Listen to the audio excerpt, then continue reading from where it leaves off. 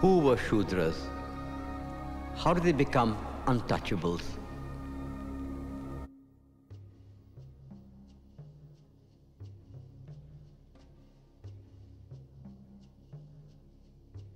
The Purusha Sukta of the Rigveda propounded the doctrine of Chaturvarnya.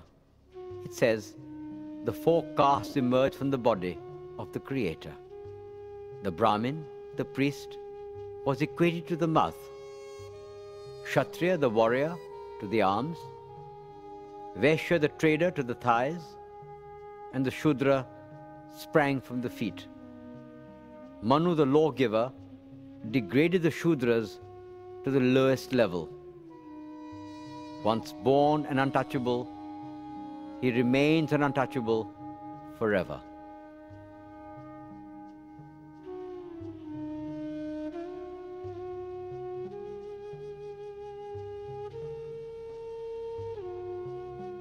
Obliged to carry dead animals and eat carrion, not allowed to use public streets, untouchables lived in a state of permanent segregation.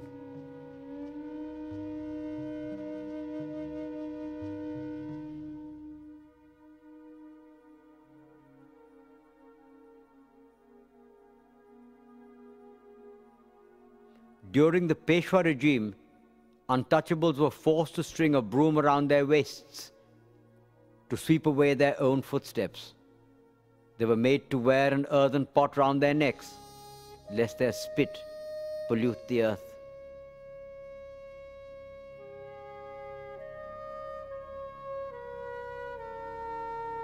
It was a bondage worse than the slavery of the Roman Empire, more cruel than what was perpetrated against American Negroes and German Jews. How long will this go on?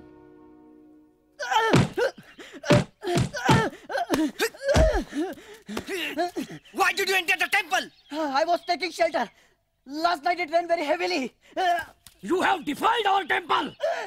Your shadow fell on the idol. You filthy scum! You dirty untouchables think you are Ambedkar. Nowadays, everybody's Ambedkar. Hit him! Teach him a lesson!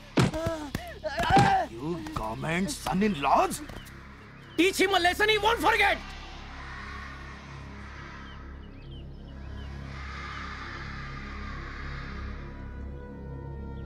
Gautam Mohan का बदला लेके रहेंगे दलित एकता जिंदाबाद दलित एकता जिंदाबाद गौतम मोहन का बदला लेके रहेंगे गौतम मोहन का बदला लेके रहेंगे गौतम मोहन का बदला दलित एकता जिंदाबाद दलित एकता गौतम मोहन का बदला लेके रहेंगे गौतम मोहन का बदला दलित एकता जिंदाबाद दलित एकता दलित एकता दलित एकता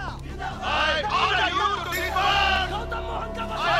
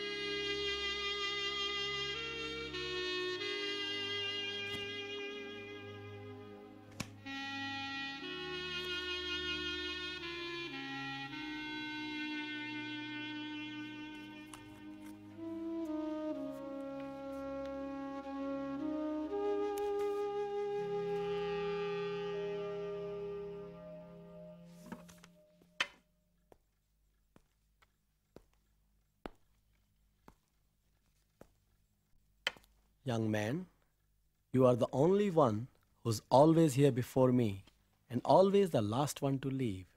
Your name? Babasaheb Ambedkar. Ah, at last we meet. Professor Seligman talks a lot about you. I am Lajpat Rai. Shh. Can we go outside and talk? Our freedom struggle in India. Oh, I'm sorry. Allow me to introduce myself. You need no introduction, sir. Professor Seligman speaks very highly of the economics thesis you are writing for him. We need men like you in the struggle. Ambedkar, these are very exciting times. The war has completely finished Britain. We must take advantage of that. As you may know, Tilak has begun his Home Rule League in India. And I'm continuing my struggle from here. They have deported me, but they can never defeat me. We are having a meeting next week. I'm sorry I cannot attend. I'm here on a scholarship from Baroda State. I owe it to the Maharaja to concentrate on my studies. Pleased to have met you, sir.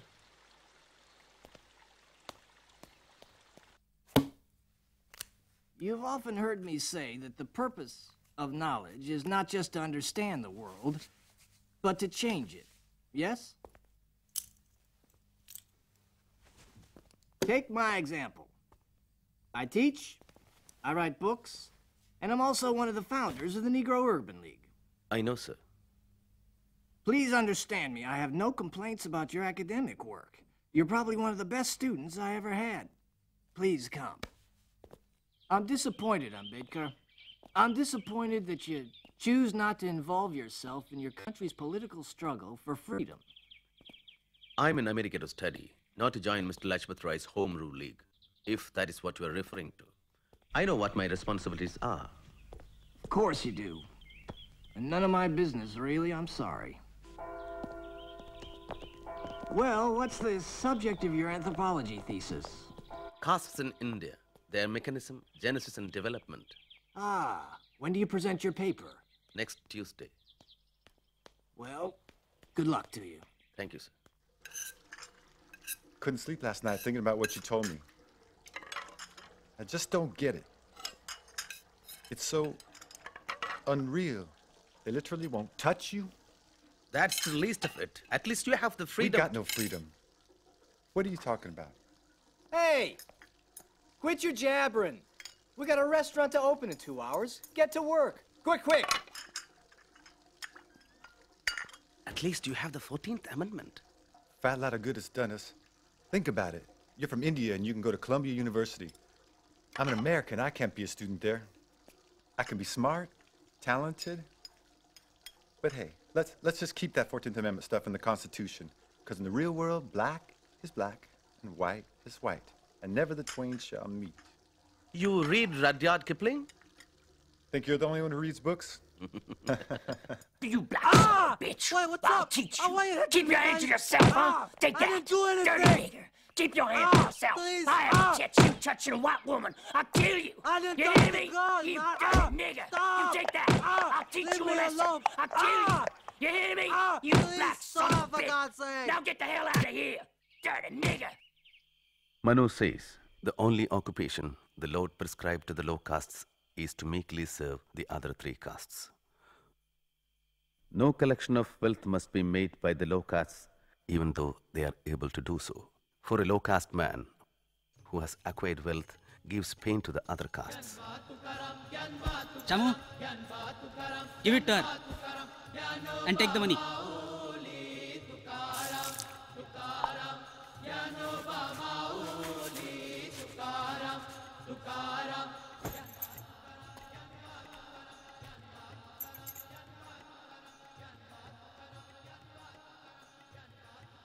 The low caste must never speak to the high caste, save from far away, and when they pass must utter loud cries, and whosoever hears them must leave the road till they have passed. Who wants your wretched money? Go away, go! This boy thinks that just because his father was Subedar Major, you will cut his hair. Army or no army, Mahar is a Mahar. But you're cutting a buffalo's hair. So, you're worse than buffaloes, donkeys and dogs. The high caste must never read the Veda in the presence of low castes. If the low castes hear the Veda, their ears should be filled with molten lead. If they utter the Veda, their tongues should be cut off. Viva! Viva! The teacher said, no Brahmin worth his salt will defile the language of Vedas. Didn't I tell you to go straight to the principal? I did. You said things will be different in Bombay. Stop crying. Stop crying. I say stop crying! Goats are used as sacrificial offerings, not lions. Stop crying. You are the son and grandson of Subedar Major. Mind well.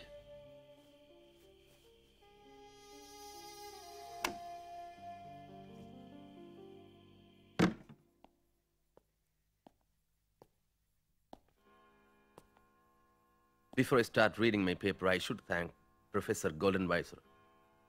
Thank you, sir. Castes in India. The average Hindu, and I may add the average American, is always in ecstasy whenever he speaks about the Indian village. Since many believe this idealistic view, it would be better to present a more realistic picture of village society. The Indian village is not a single social unit. The two major divisions are between the touchables and the untouchables. The touchables occupy the position of a ruling race, while the untouchables occupy the position of a subject race of slaves. These positions are fixed at birth. There is no escape. Can caste be said to exist amongst non-Hindus? Yes. The Hindus have spread their poison to the rest. Caste has penetrated the fabric of Indian society. What caste are you? Mahar. Now, if you can get back the paper at hand. To Ambedkar's grand success! Grand success! Double MA! Oh! PhD! Oh! All in 3 years! While we donkeys are still struggling with a BA! Hey, Professor Seligman's here.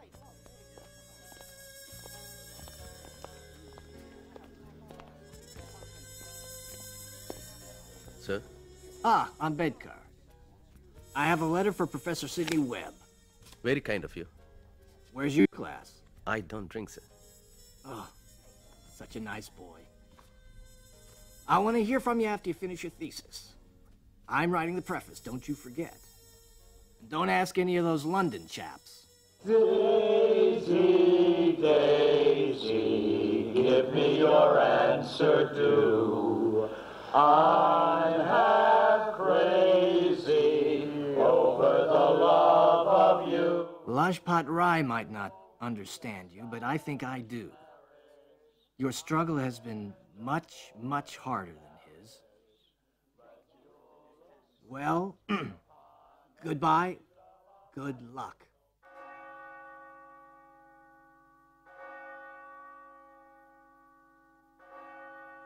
Brothers and sisters, we are honored to have with us today a friend of Brother Steve Brown, a young man from India.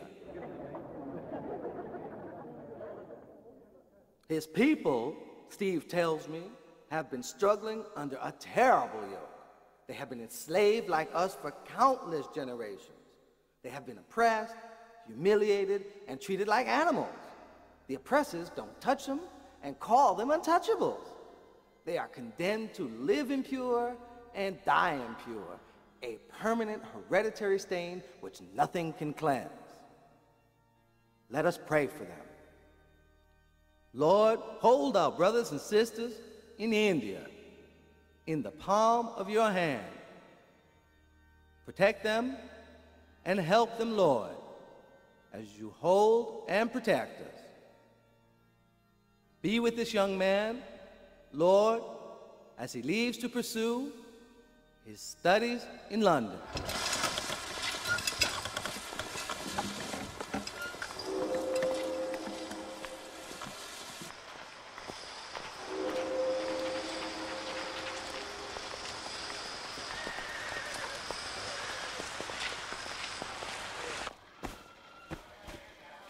Why did you leave America? Because I have finished my studies there. I intend to continue them here. What do you plan to do in London?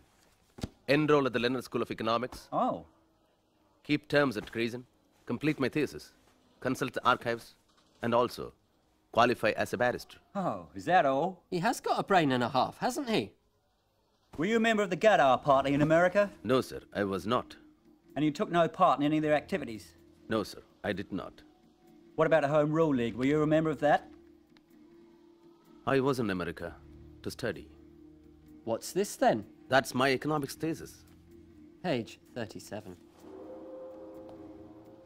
The British government in India has been the costliest government in the world, and the poverty of the Indian people has no parallel in any part of the world. Search him.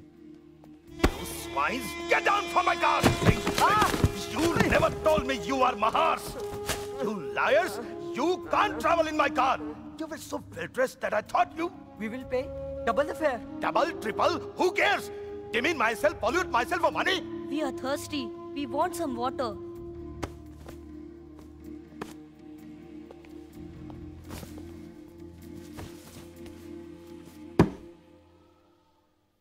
Welcome to London.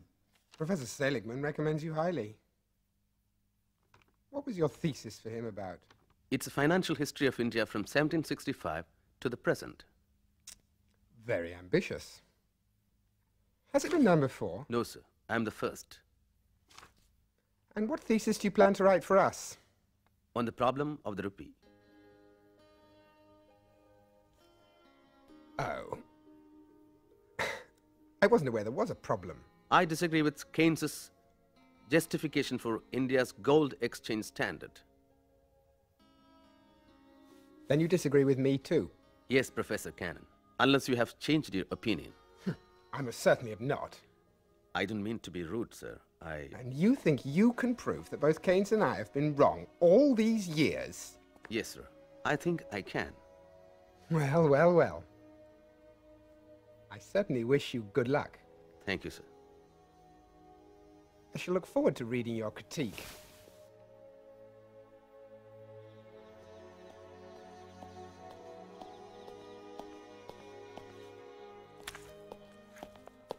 Ah, first man in. You know, you don't have to be so anxious. Relax. Sleep late one day. There are plenty of books. They won't run away, you know. There's plenty for everybody. I'm sorry. You won't understand.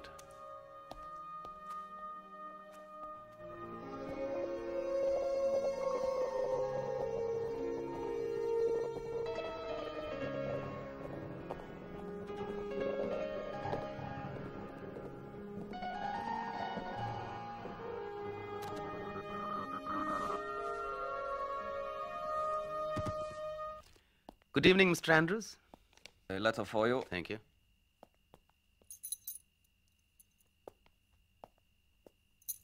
What about this week's bill? Tomorrow. Our son died yesterday. I'm sorry to give you this news.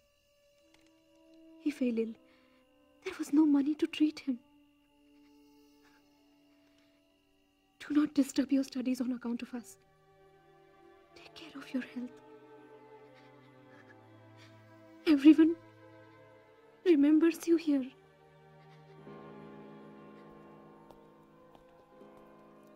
Dear Ramu, it is sad that Gangadhar had to die. Life is going to be rather painful without him. And for you, all the more as his mother. Because of the little money I sent, you are compelled to wash the dirty utensils in others' houses. I hate myself for doing this to you. And here in London, with the war, life is hard for me too. At times, I have had to sell my books for survival. But one can't complain, Bhimrao. Studying at the London School of Economics and doing law here at Gray's Inn must be difficult, Ambedkar. I'm trying.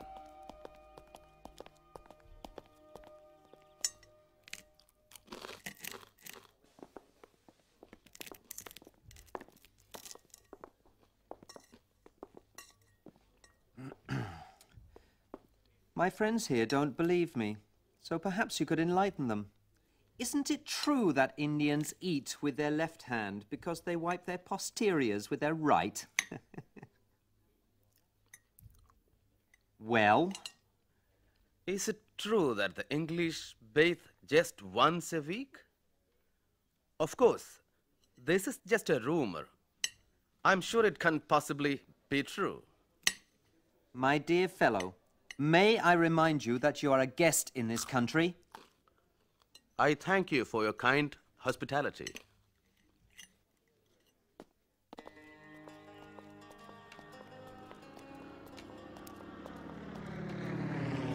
Baroda State regrets to inform you that the period of your scholarship is over and you are required to return to India immediately. As per the bond, you had worked for the Baroda State for 10 years.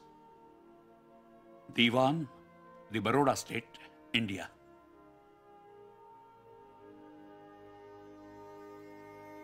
Is there no way you could persuade them to allow you a few more months? After all, it's so close to finishing.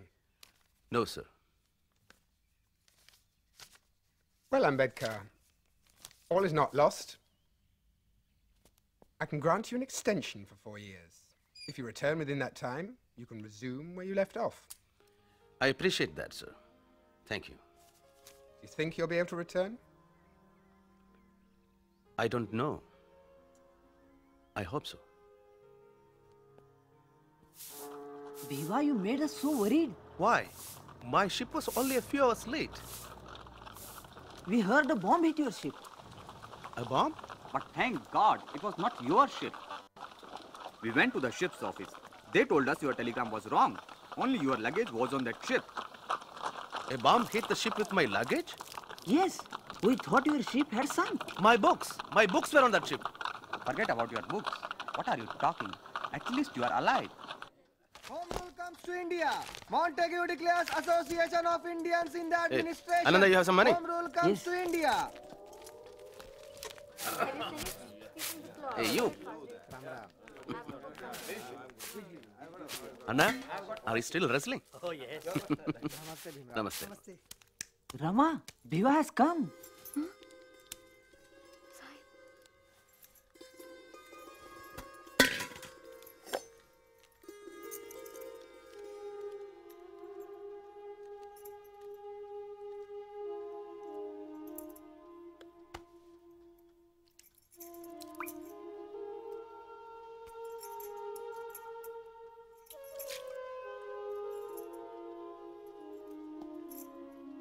Shukriya.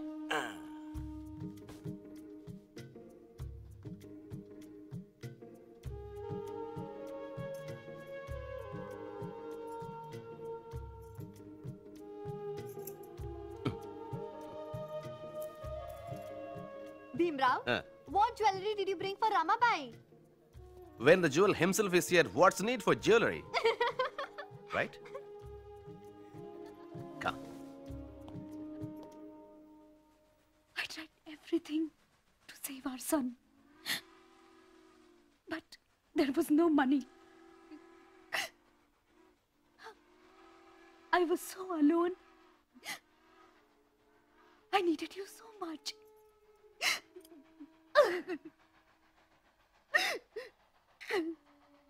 Every morsel of food I ate, I thought of you. Every Saturday I fasted for your safety. I know your hardships and loneliness. You know, sometimes I feel so guilty.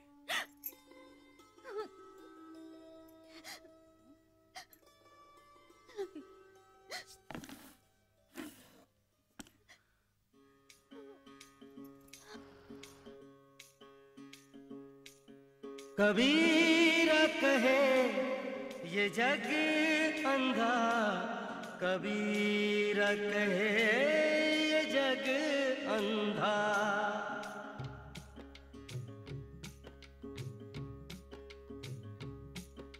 कबीरा कहे ये जग अंधा, कबीरा कहे ये जग अंधा।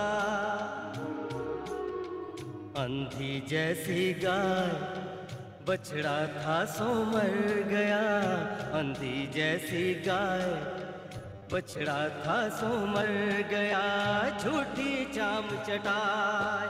कबीरा कहे ये जग अंधा, कबीरा कहे ये जग अंधा।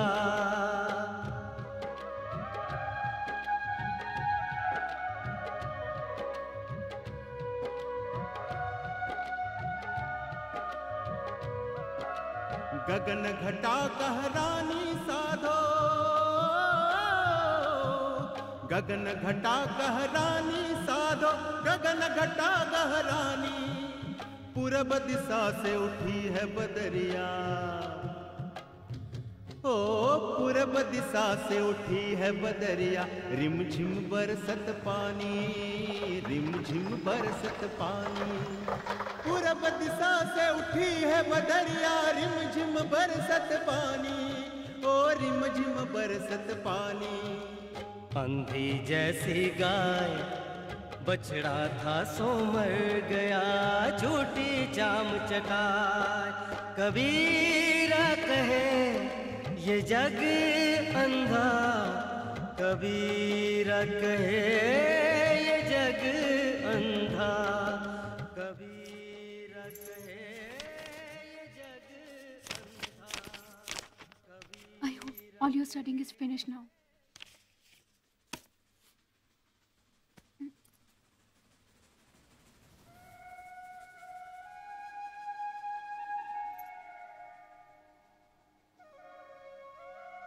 Why are you staring at me like that? तदेव लग्नं सुदिनं तदेव ताराबलं चन्द्रबलं तदेव विद्याबलं दैवबलं तदेव लक्ष्मीपते ते गृयुगं स्मरामि। Hurry up, you have to finish it before this fish market opens. Shubhmangal सावधान।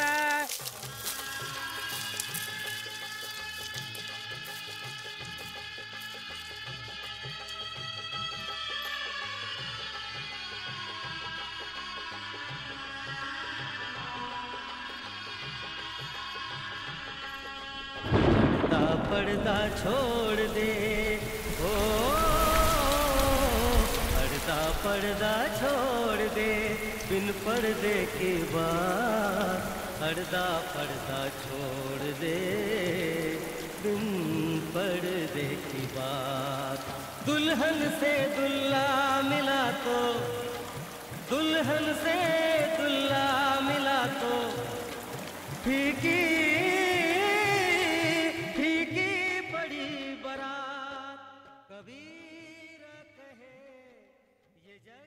Why are you staring at me like that? Ramu, I have to go back. I had to leave my studies halfway. What are you going to do with so much of knowledge? Enough now. I won't let you go. Don't worry, I'm not going immediately. But you know, I have to go to Baroda to work. I can also come with you. Let me go first and find a place to live. Then I'll come and take Yeshwantan.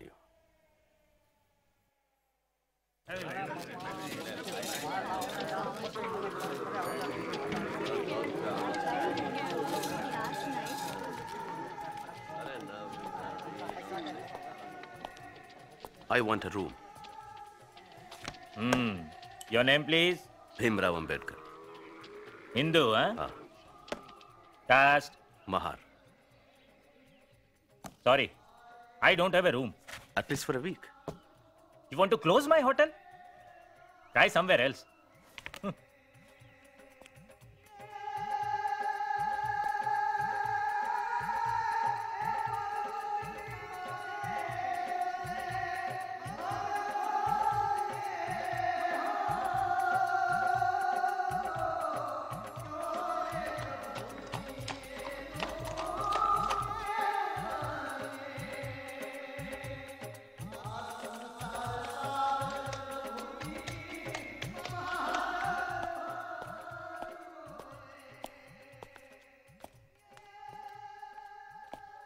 Roshan? Yes? Passenger? Are you alone? Yes. Is this your only luggage? Yes. Come.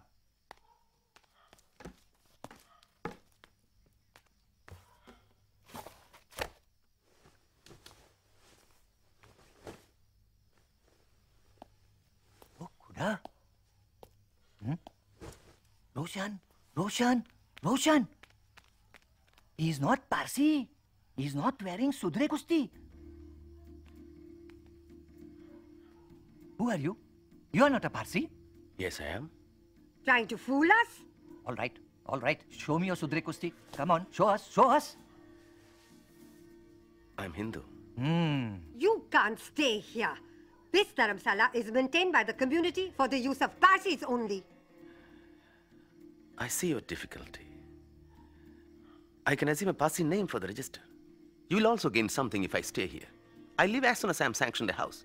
I'm an officer in the accounts department of Baroda State. Oh. All right, all right. You'll have to pay 5 annas for the day, for boarding and lodging. And you'll have to register under a Parsi name. Thank you. I'll get some food for him. But you can't stay in this room. I'll give you some other room. Pack up and come. Come with me.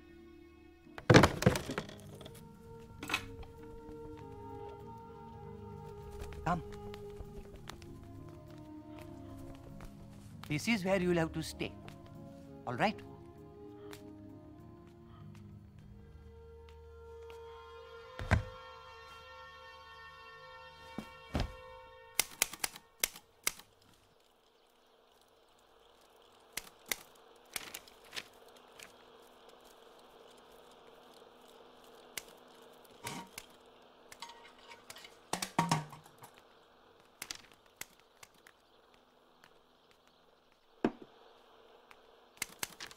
Hane, give me the staff salary file.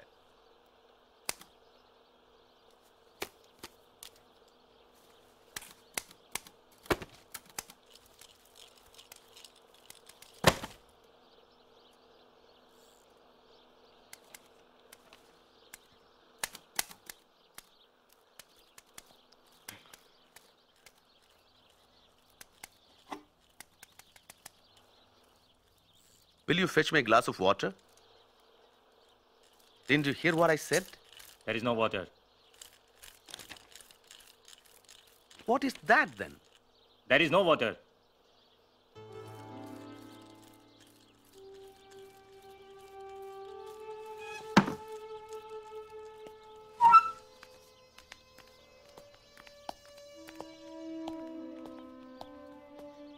Look here. You might be a senior officer, but you can't touch this water. Maybe the Maharaja should hear about this. Yes, yes. Go and tell him. We are not scared. This is our religion. If the Maharaja wants you to drink water, let him bring it from his own palace. He is a Maharaja. He can do whatever he likes. He can employ dirty, untouchables like you. Yes, I remembered. But you know what happened? But I didn't get 3% marks in economics like you, Mr. Mukherjee. That too, Seligman said he was granting Mukherjee 3%. I didn't know that. Because he didn't want to discourage me. Actually, I deserved 0. Dr. Ambedkar, I am Jangir Umrigar. Hello. Secretary of this officers club. May I have a word with you? Of course. Excuse me. Oh, yes? Please come, sir. We have received your application letter. We'll be pleased to admit you to this club, but only on the following conditions. You will have to sit at your own separate table. You can use your own cutlery, serviettes, and crockery. And only one of our waiters, Makbul Ahmed, is willing to serve you.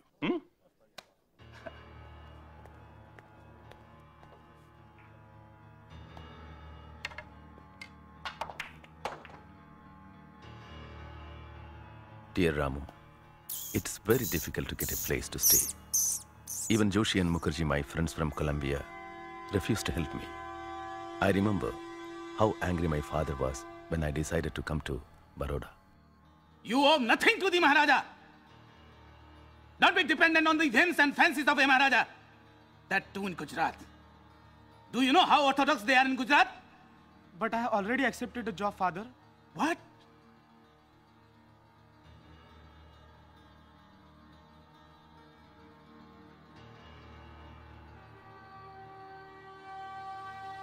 I remember I received a telegram about my father being critically ill. I missed my train, but somehow reached Bombay.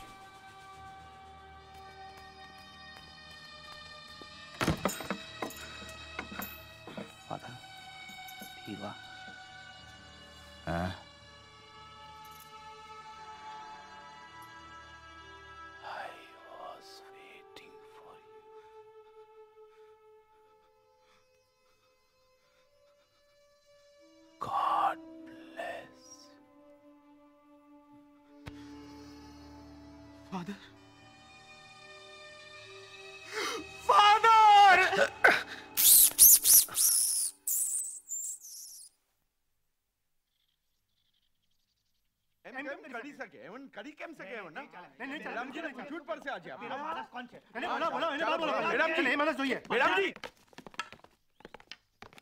You son of a swine, you fraud, you liar. How dare you take a Parsi name? We know who you are. You are a Hindu, and that too an untouchable. What do you mean by staying here? When do you intend to vacate? Please let me stay for just one more week. By that time, I would have found another... Nothing doing. You get out at once. You better pack off and get out by evening, or else... If we find you here tonight, we are going to break your head. Understand?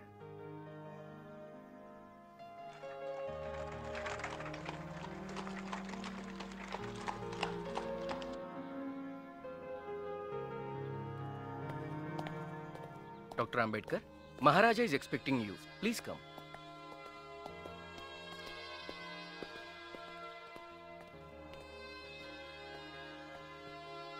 Ambedkar, come in, come in.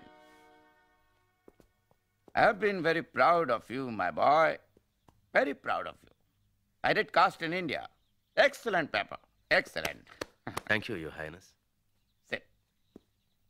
So, what can I do for you? The Diwan indicated that you had a problem. Sir, I need a place to stay. Ambedkar, I understand your problem, but you must understand mine. I have to go slow. As it is, I've caused a revolution by employing you here. You cannot expect to blow up the entire mountain of caste in a day or two. These things take time. You must be patient.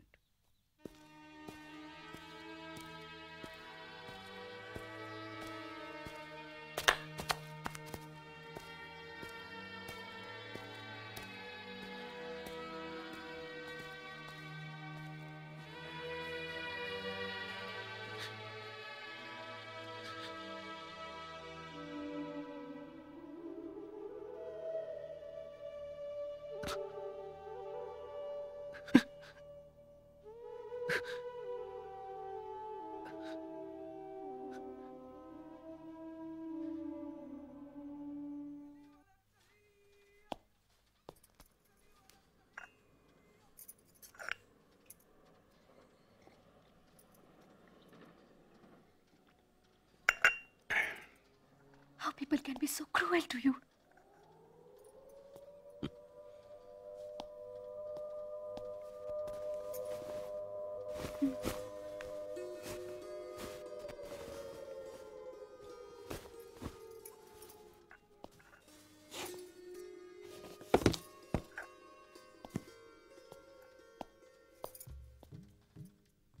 What's all this, Ramo? This is the first day that you are going to sit in... Sitnam College. Sit in... Sitnam College. Sit in... Camp... College. Listen, what's a boring untouchable going to teach us? Wait till my father hears about this. Think what this buffoon is going to speak in English. I'm Professor Ambedkar. I'll be your lecturer in political economy. In case you are wondering what could I possibly teach you, allow me to introduce myself. I have an MA and PhD in public finance from the Columbia University in New York. My thesis covered the financial history of India from 1765 to the present. In addition, I am working towards an MSc from the London School of Economics. If any of you feel that I'm not qualified to teach you and would like to leave, feel happy to do so now. So, let's begin.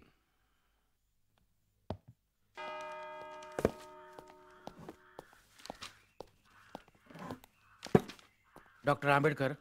Yes? I am Professor Trivedi. This water is reserved for the professorial staff. What do you think I am? Yes, yes, yes. We all know you are a lecturer, but here we are to tell you to bring your drinking water from home.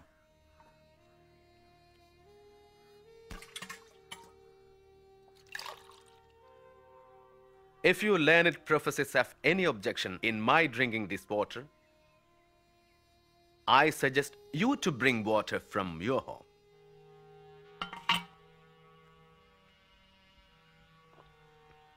Or purify it. You are Trivedi, so assume that you know the rituals to purify polluted water. No? I'll tell you. Amedya Shava Chandala Madhya Mansadi Dushitat. That's from Vriddha Harita Smriti. Shall I repeat it? Amedya Shava Chandala Madhya Mansadi Dushitat. Amedya Shava Chandala Madhya Mansadi Dushitat Upadudrutya Kalashay Sahasram Rechayet Jalam Nikshipya Panchagavyani Varunairapi Manyayeta Taragasya Vishuddhyartham Gobhis Sankramayet Jalam.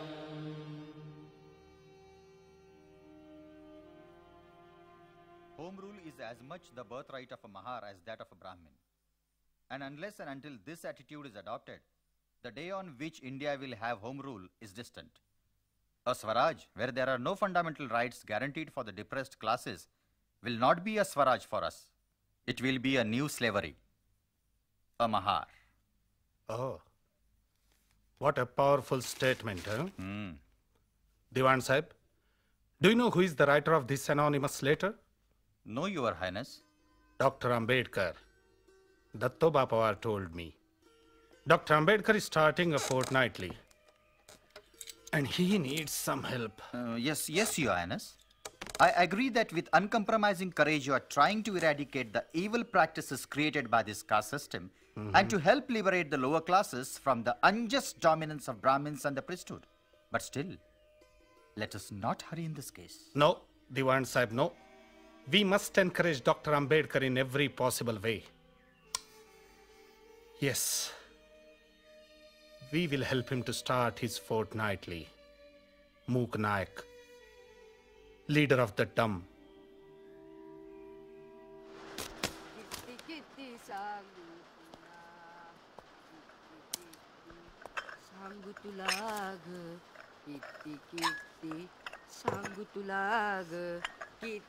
Shivatarkar, take this down.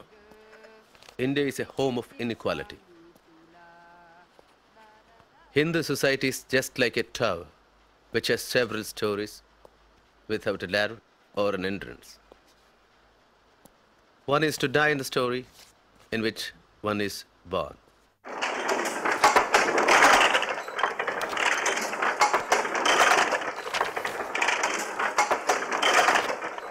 So friends, this Mangaon conference has convinced me that you have found your savior in Ambedkar.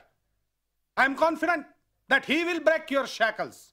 Not only that, a time will come when, so whispers my conscience, Ambedkar will shine as a front rank leader of all India fame.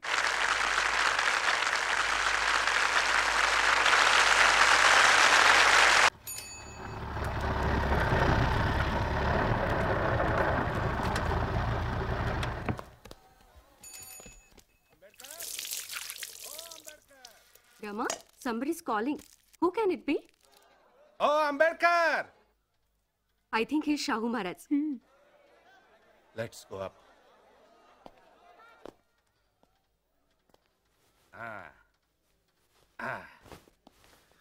Maharaj, please sit. Ambedkar. How about a cup of your special tea, Sister Ramabai? Ramu, tea. What they say is true. Behind every great man, there is a great woman. You are a lucky man, Ambedkar. Ah.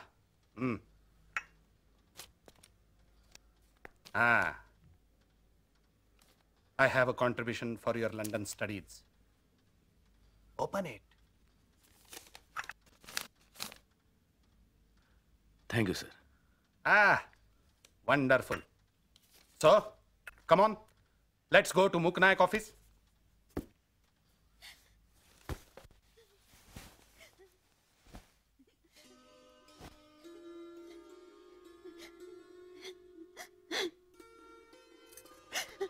Ramu, I can understand your suffering, loneliness, and hardships. But I have to complete my studies. It's only a question of 2 years.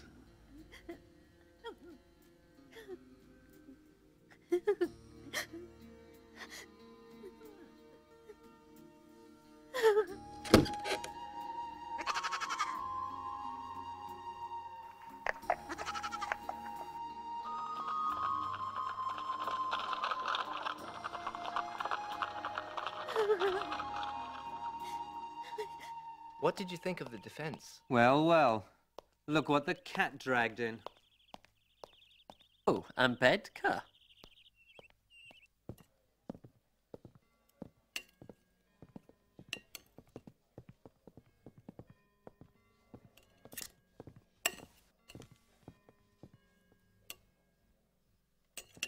We're all out of chicken. We just served the last piece. Cabbage and gravy is all is left.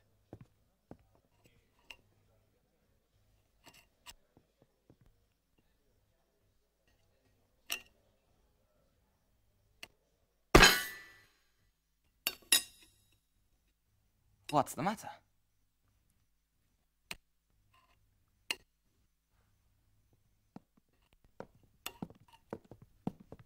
Robert. Ah, I see you have my piece of chicken. Well, aren't you lucky? My father says in India, Indians and dogs eat outside.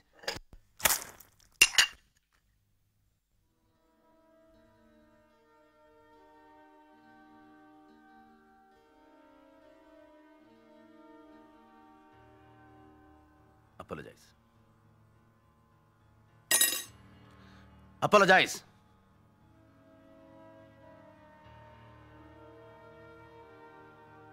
Oh, all right. I apologize.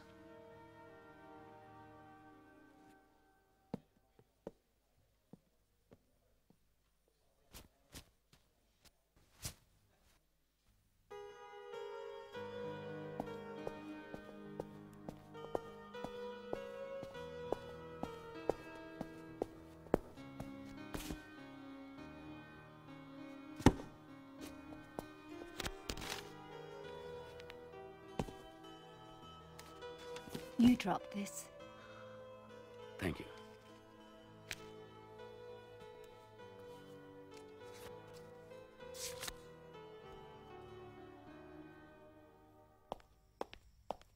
Good news. Wonderful. Didn't you hear? Prince of Wales's visit to Bombay? No. What about it? Down shutters everywhere. Black flags. Gandhiji made a huge bonfire of British cloth. There are other things Gandhiji should be burning. Like what? Asnudkar, there are 50 million untouchables in India with no civic, legal, political or moral rights. But you see, the British have to leave first. Everything else will follow. Yesterday, you boys had your lights burning till 9:30. I can't afford to have you lit up all night like Piccadilly Circus. You've got 10 minutes till 9 o'clock and then lights out.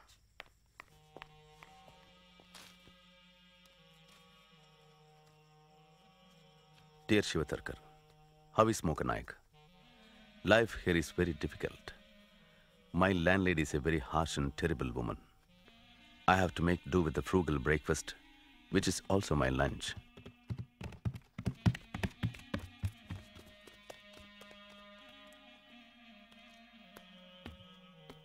In the quiet nights here in London, I can hear Balaram Bhau's clarinet. I am anxious about Ramabai. Please continue to take care of her. as I know you will. Also, I hear from home that the tuition teacher is irregular. Why is this so? If money is the only constraint, please increase his salary or get another teacher. On no account should the education of the children suffer. Please personally look into the matter. Bhimrao. Never had a moment's time for you here in Bombay. And just look, how he cares for you from 1,000 miles.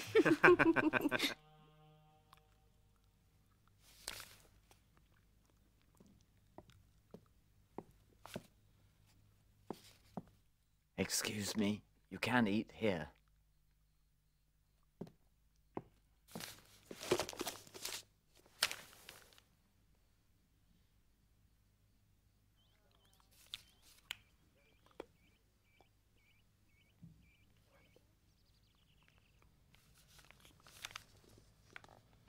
Excuse me, we met the other day. We did? You know, you dropped a paper, and I picked it up. Ah, yes. Fanny Fitzgerald. Bhimrao Ambedkar. Pleasure to meet you. You work harder than anyone I've ever seen. I have very little time and much to do. I wonder if I could be of any help to you. I work in the House of Commons. And, well, I have access to a lot of references. Why don't we have a cup of coffee, and you can tell me exactly what you're working on?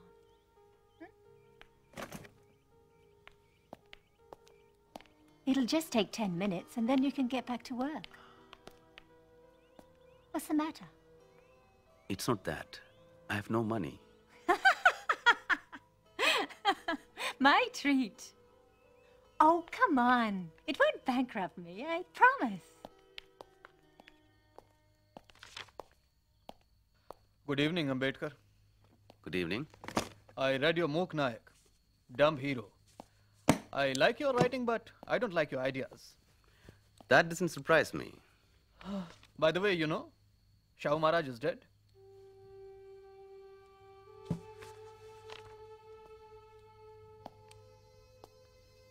I met a friend of mine today. He has just come from Bombay.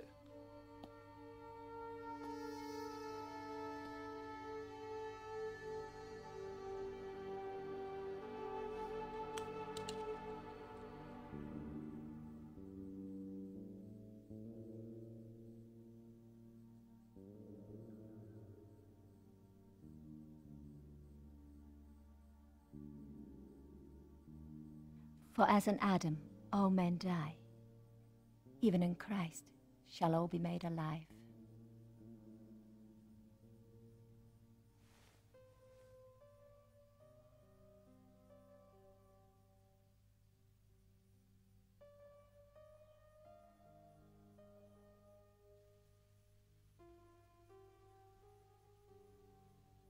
When my husband died,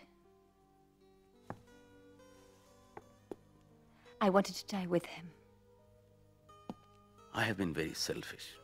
I have never ever asked you about yourself. There's not much to tell, really. He died in the war. Any children? I live with my mother. She's the only one I have left. I hope God gives you the happiness you deserve, Fanny.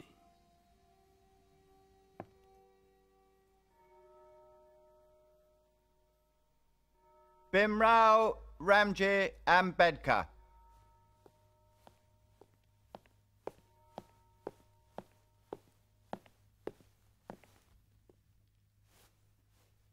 I hereby call you to the bar and do publish you barrister.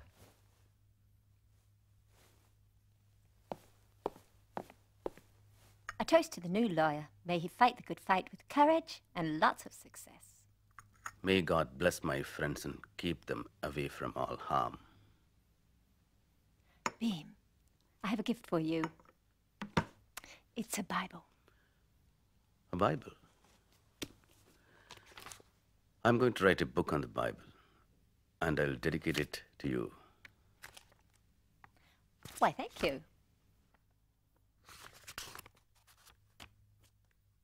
Ambedkar,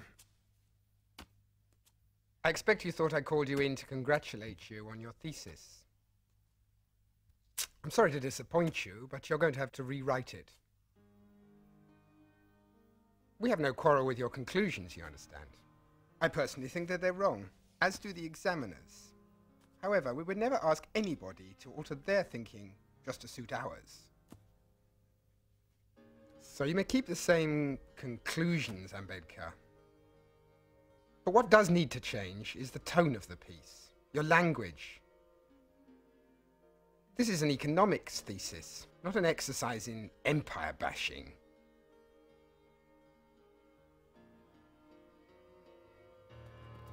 Bim, what's the matter? Didn't they love it? They hated it. I have to rewrite it. I don't believe that. Why? My language offended them. I just called a spade a spade. I didn't invent imperialism, they did. Oh, Bim, what are you going to do now? Rewrite. Paper! Paper! Paper! Paper!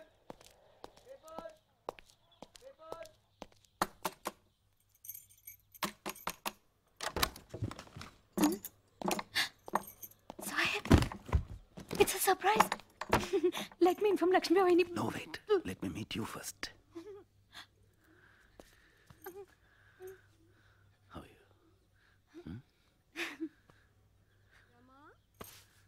you? Sahib.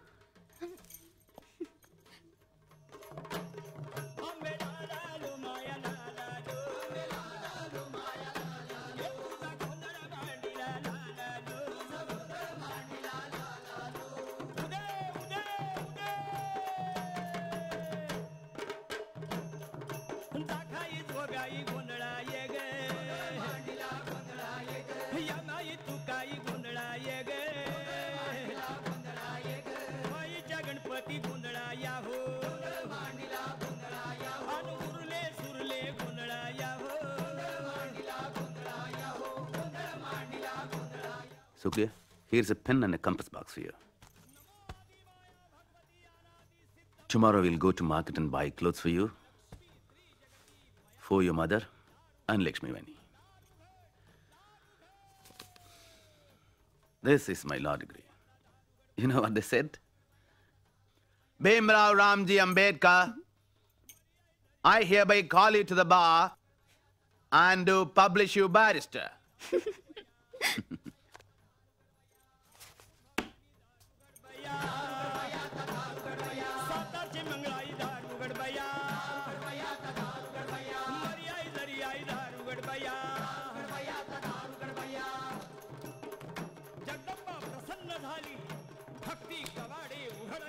Why don't you wake yourselves up? My heart breaks to see the pitiable sight of your sad faces and hear your sad voices. You have been groaning from time immemorial, and yet you are not ashamed to hug your helplessness as an inevitability. Why did you not perish in the prenatal stage instead? Wake up. Wake up! Why do you worsen and sadden the picture of the sorrows, poverty, slavery, and burdens of the world? With your deplorable, despicable, and detestable, miserable life, you had better die and relive this world if you cannot rise to a new life, or you cannot rejuvenate yourselves. Wake up. As a matter of fact, it is your birthright to get food, shelter, and clothing in this land in equal proportion with every individual, high or low. If you believe in living a respectable life, you believe in self-help, which is the best help. From the presidential chair of the Indian National Congress, Maulana Muhammad Ali referred to a suggestion to divide the untouchables equally between Hindus and Muslims. How dare he speak like that? Are we to tolerate this? Are we to be treated like slaves? How can we trust the Congress after this? Gandhi, the great social reformer, was in prison when this was said, and he remained silent. Do we need such saviors who care more about appeasing the conservative Muslims in their demand for Khilafat? I say no. I propose we establish a central institution for removing our difficulties and for placing our grievances before the government.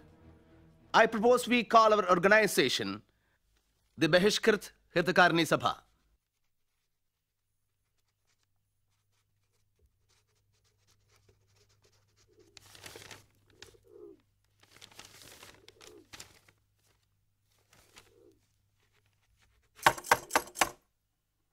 Sahib?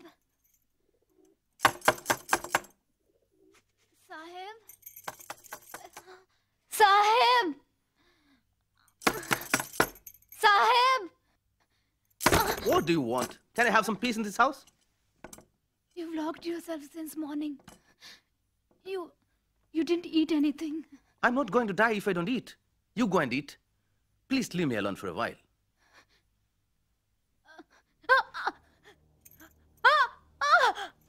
Ramu, what happened? Ramu, what happened?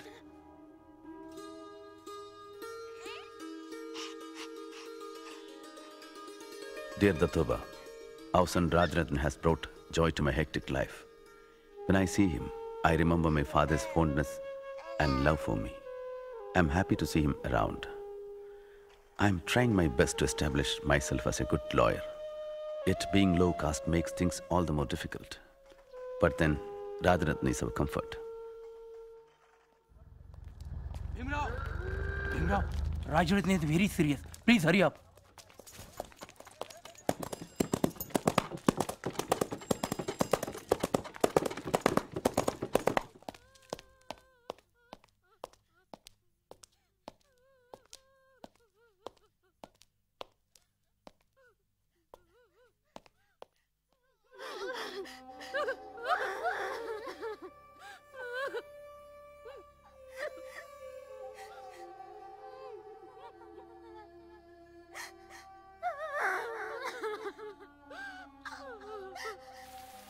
But, dear Dattoba, the ill-omened day came and Rajaratna had to die. And now that we have buried the fourth of our auspicious and sprightly children, all the salt from our life is gone. Tell me, Dattoba, why is destiny so cruel? Why did Rajaratna have to die? Why?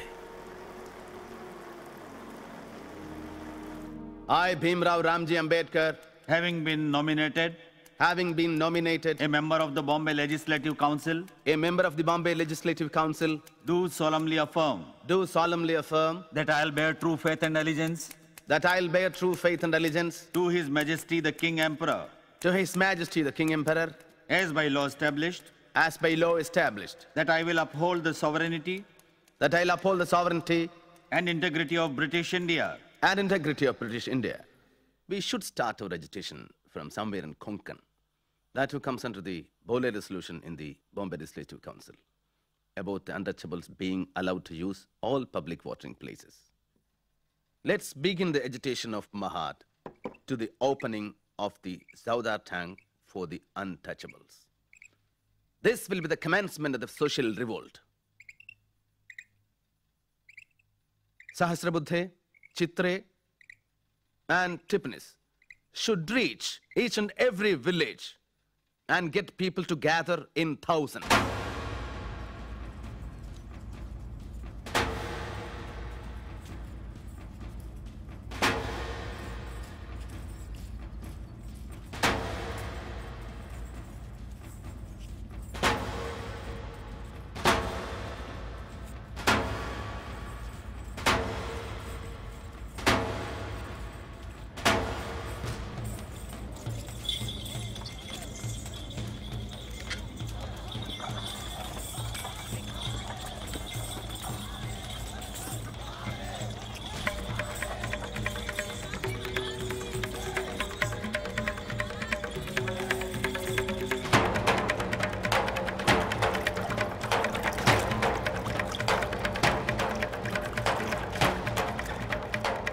Finally, they have hired a tamasha theatre for the conference. And hundreds of people are marching towards Mahad.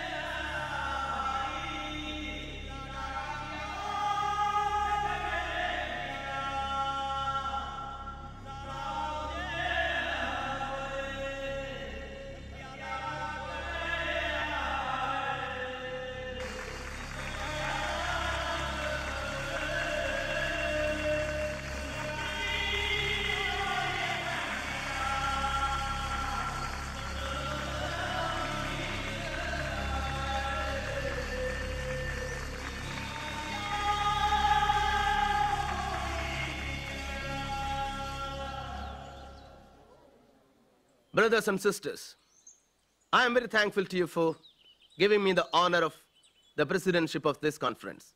I am very happy to be here. I learned my first alphabet at the Dapoli school. One always remembers with fondness the place where one has passed one's childhood. But I am very sad too, for we go on bearing injustice. My advice to you is, let us throw away the dirty lifestyle imposed upon us by high-caste Hindus who condemned us to live in this hell. So, educate, agitate, and organize. Have faith in yourself and learn to be clean. I therefore ask you to take a solemn vow to renounce eating carrion and thrown out crumbs. Educate your children, inculcating in them the idea that they are destined to be great. For ours is not a battle for wealth and power. It's a battle for freedom and self-respect. And with justice on our side, I do not see how we can lose the battle.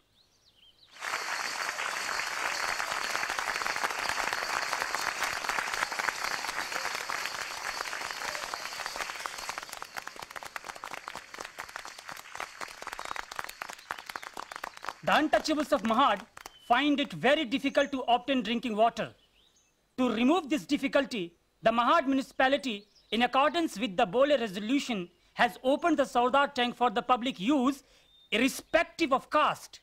But you all know, so far, the untouchables of Mahad have not implemented this resolution because they have been afraid. So I appeal to this conference to give a lead in this matter. So let us all go out to the Sardar tank and drink water as is our legal right. Chalo Sardar tank!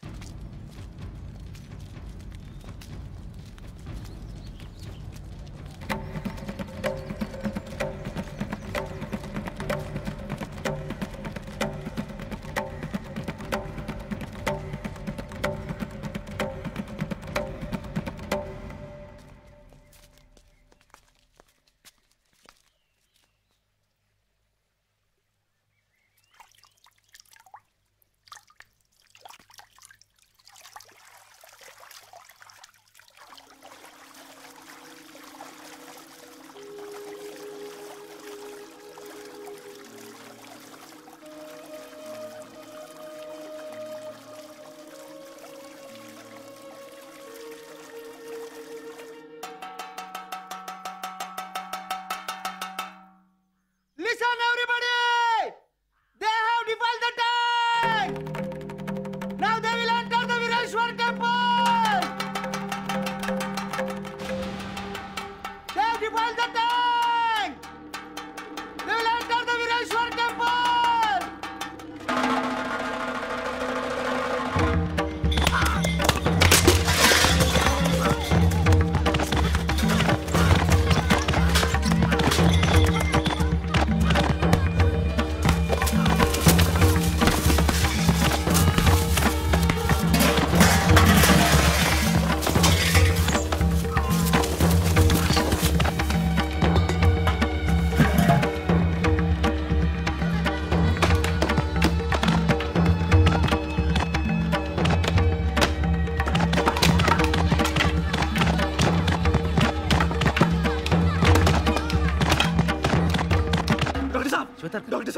Doctor Saab, riots!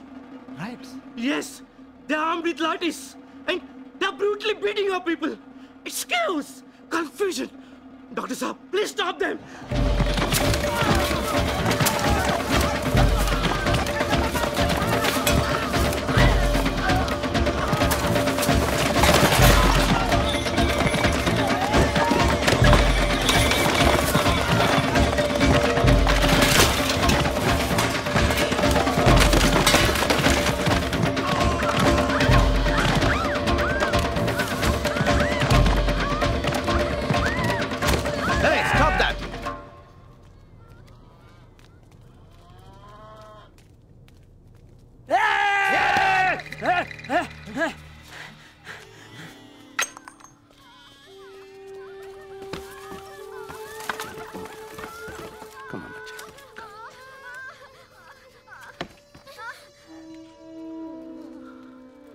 Disgusting.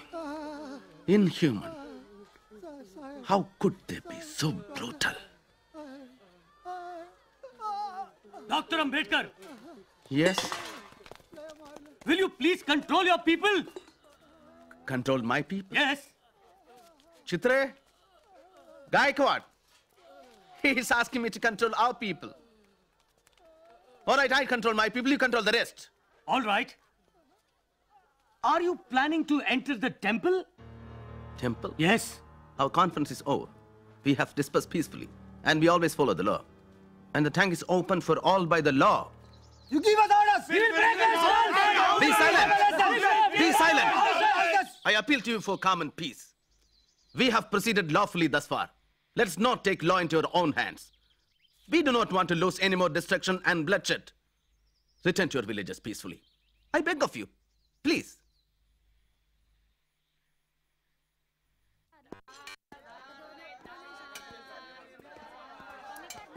She has not slept. She has not eaten. She has fallen sick worrying about you. Don't you care anything about your family? I know what I'm doing. Then why do you risk your life like this? Hey, Bhiva! Listen to me. I am your elder brother. You have to listen to me. Tell me, who was the one who supported your family when you were studying? Hey, when you did not have a single paisa with you, tell me, who was that? Hey, nothing in this house belongs to you. Nothing. Even the cooking utensils. Everything was bought with my money. Do you understand? Then take them and leave. All right. I'll take them. I'll take everything. Bauji? Bauji? Let him go to hell. Let him go to hell.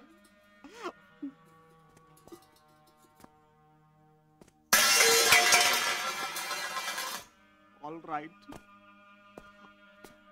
I will never set my foot again in this house. Never again. All right?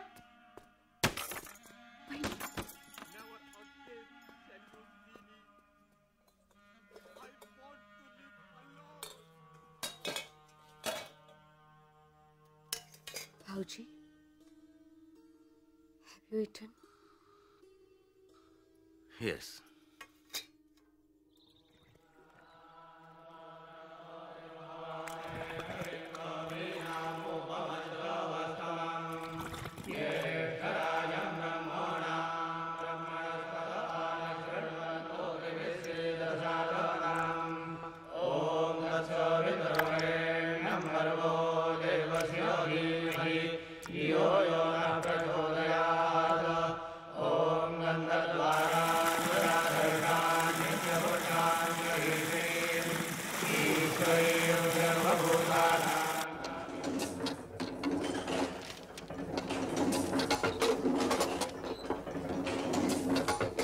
Dear readers, as Moknaik had to be closed, I am starting a new fortnightly, which is to be called Bahishkar Bharat, to voice the grievances of the depressed classes. I would like to appeal to the other subcastes to unite as one to strengthen the Satyagraha of Mahad. Here is a telegram from America congratulating you. It says you have ignited the spark of the unprecedented social revolution. Do they know that the tank is purified? There is one more telegram from Banaras. We strongly protest your action and challenge you to repeat it at your own peril. Farooq bhai, give us something to eat. How is Bahishkar Bharat doing? All copies sold out. Good. How was the council meeting? Stow me. Then, tell me, what is the position, Mahad? More? Dr. Sahib, they have proclaimed boycott on all who came to Mahad. In all villages, our people are facing extreme harassment. They refuse to sell them corn. Pick quarrels on some pretext or the other. Many have been jailed. I myself was beaten up. And they? They are facing threats and atrocities. And in Mahad, the municipal council has passed a resolution saying that the Chaudhar tank will not be open to untouchables. Deadly diseases require drastic remedies. Friends, there is a letter from Mr. Zavalkar, the leader of the non-Brahmin movement. It says, we the non-Brahmin leaders of Maharashtra declare our wholehearted support for the Satyagraha on condition that all Brahmins should be weeded out from it. The view that all Brahmins are enemies of the untouchables is a wrong view. I do not hate Brahmins personally. I hate the spirit of Brahminism, which may be found in Brahmins and non-Brahmins alike. It has been resolved that December 25th and 26th, 1927 will be the dates for the Satyagraha at Mahad.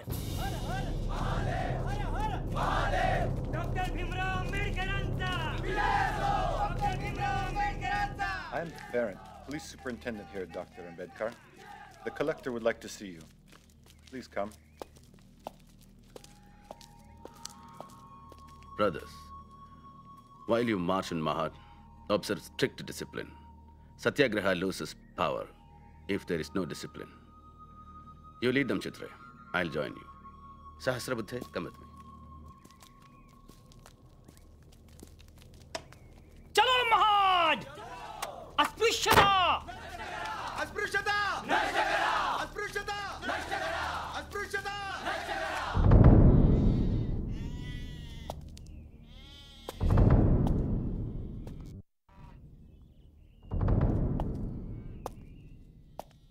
I do not want anyone near the tank. All right? Good. You must understand my problem. The high castes have gone to court, claiming the tank is private property, and the civil court has granted them a stay order. Mr. Hood, you know as well as I do that this is a completely fraudulent claim. But you know that it is up to the courts to decide whether or not they are justified. But the whole purpose of the Satyagraha was to drink water from the tank. If you persist, I will be forced to make arrests. You will be in contempt of court. Do you want to send 10,000 of your followers to jail? What purpose will it serve? You know I am not against your movement. I have resisted pressure to issue an order prohibiting the assembly of 5 or more persons. Thank you. We are grateful. Will you give me the opportunity to speak to your conference? Just for a few minutes, before you proceed to the tank. That will be possible. We must take your leave now. They'll be waiting for us to begin. This conference that has been called to inaugurate an era of equality in India has no parallel in Indian history. I can only compare this to a meeting held in France in 1789 that ushered the French Revolution. Our conference is the beginning of such a social revolution in India. We are here to declare a war. Our goal is not only the abolition of untouchability, but a war against the caste system itself. We will not be immortalized by drinking water from the tank, but this, our action, will prove that we are also human beings. We must establish the principle that status in India shall not be determined by birth, but by merit alone. We must rearrange Indian society on the principles of a casteless, classless society. We must adopt the principle that all men are born equal and die equal.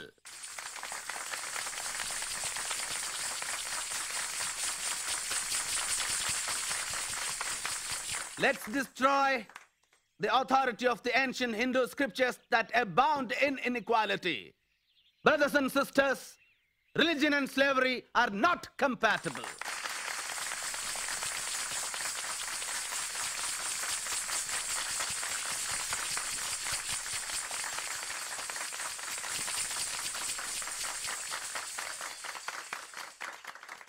Brothers and sisters, even though I am a Brahmin by birth, I condemn outright the doctrines of the Manusmriti. It is a symbol, not of religion, but of inequality, cruelty, and injustice. I move a resolution that the Manusmriti, which has been the cause of untold sufferings for the generations, be publicly burned.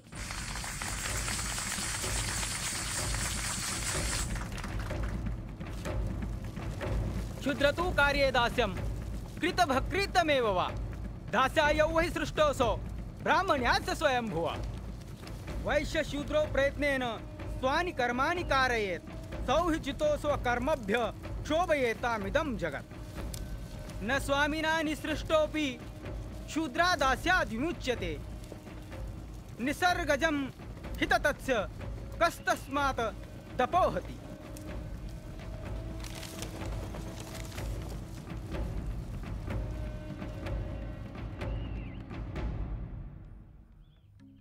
Dear Bhaurao, Congress has boycotted the Simon Commission, and so has Muhammad Ali Jinnah. But I am determined to attend it in spite of all the anger and fire against me. During this crisis, I miss Balaram Bhau. He would have supported me had he been alive. After giving my classes in the law college, I'll be going to Pune. There I have to meet the Simon Commission tomorrow. Sahib, take care. Markebo was telling me that your enemies are... Rama, you still have a fever. Don't forget to take your medicines. I'll take care of myself. So you are particularly anxious to get appointments in the public service? Yes, decidedly. Why is that so? Our experience on the administration of the law is very bitter. In most of the cases, the law is administered to the disadvantage of the depressed class man. I understand that you have been very active in the uplift of the depressed classes. Do the higher classes help you in this work? The whole caste Hindu population insist upon the depressed classes doing the unclean jobs. Because giving up doing these jobs means that the depressed classes are exceeding their social status, rivaling the upper class. What do you want to represent as the proper way in which the Constitution of India should deal with the depressed classes?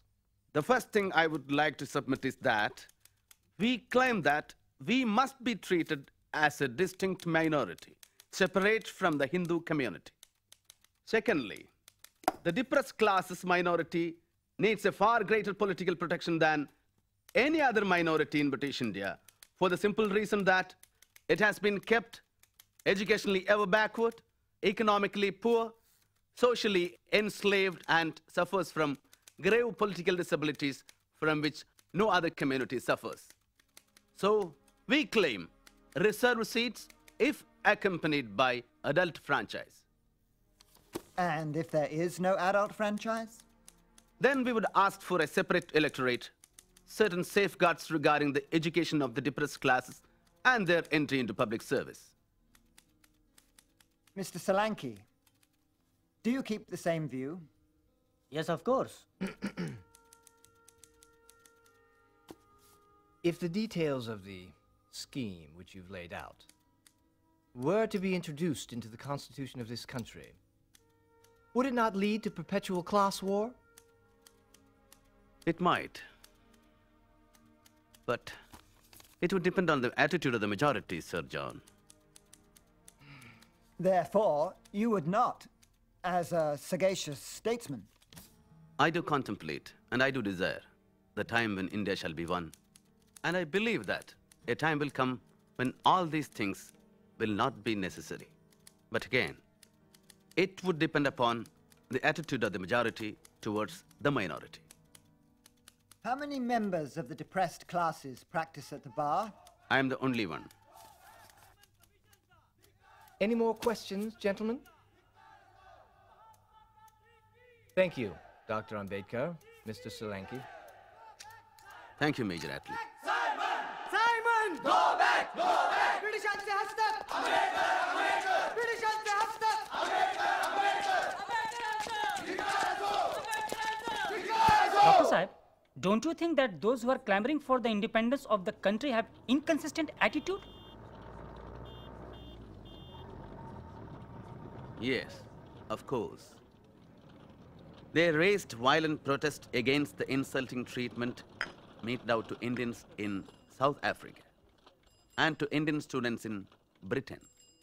And at the same time, denying human rights to their own countrymen and co-religionists in India. I find this attitude inconsistent, selfish, and shameless, which is why my editorial says that we must act in a forcible way so as to let the caste Hindus know that to observe untouchability is a risk as dangerous as bearing live coals on their tongues.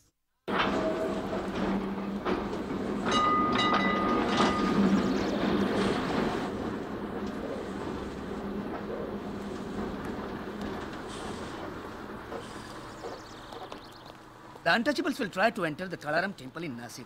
And if this is opposed, we will insist on Satyagraha.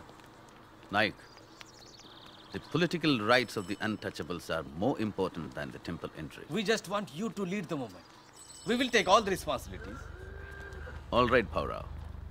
Then send a notice to the trustees of the Kalaram temple about the Satyagraha.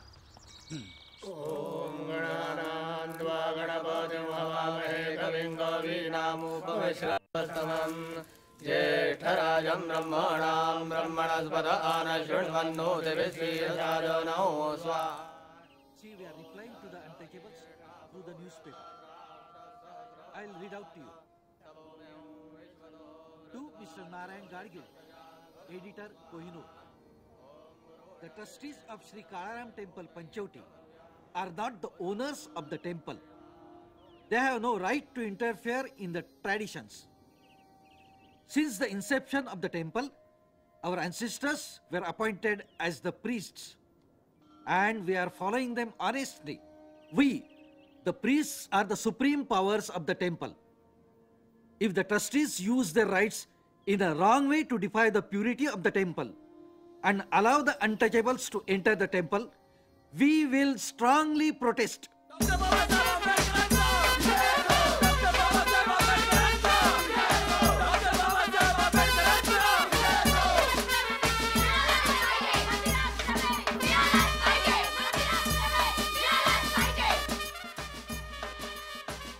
Hurry up. Hurry up. Close all the doors now.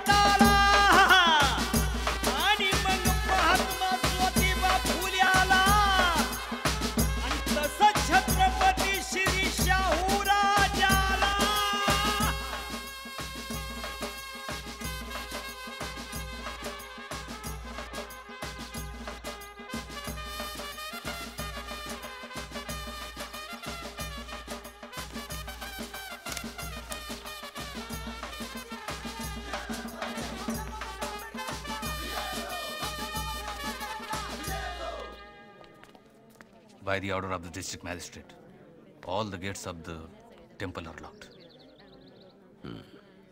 By all means, we have to establish our right to enter the temple and worship God. I think there is no other way than Satyagraha. Paurao, post our people at all 4 gates, south, north, east and west. We should be the first people to enter the temple when it opens. जो सुख पायो राम भजन में, जो सुख पायो राम भजन में, सो सुख नाई अमीरी में, मन लागो मेरो यार फकीरी में, मन लागो मेरो यार फकीरी में. Dr. Ambedkar, don't you feel that it's a crime to block the gates and not allow the people to enter the temple? I know, Mr. Gordon, it is. Suppose I order the Indian Penal Code 144 and allow only 4 people here. still we will struggle to establish our rights.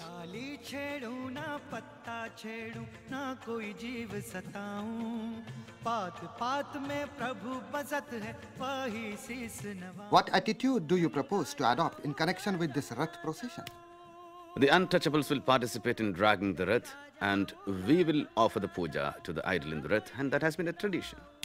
Caste Hindus will bring the Rath to the main door of the temple, and after they have dragged it 10 feet from the gate, they will stop. And your people can join by holding the rope fastened to the Rath. Is that agreeable to you? Yes, I agree.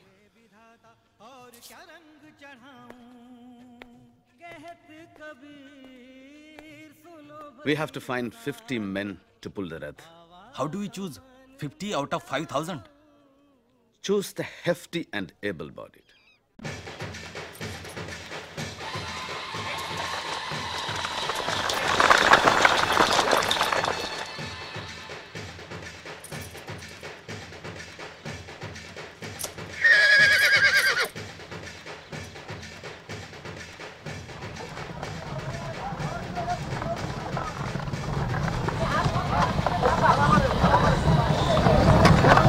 They are running away with the Rath. Hold them. Go on, hold them.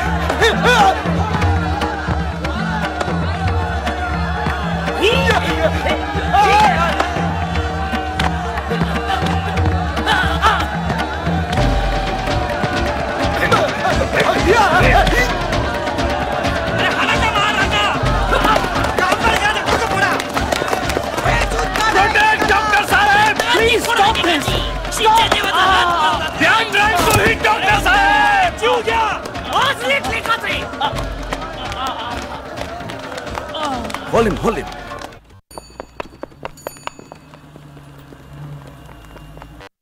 The actions of the district magistrate and the threat to withdraw the police indicates that the government is not willing to use the power to help the people who are struggling for their rights. Such a government is no good for anybody. I don't agree with the findings of the magistrate of Nasik. I have already written to the governor about our version of the story, which is true. Dr. Ambedkar? Yes? From the Viceroy. Thank you.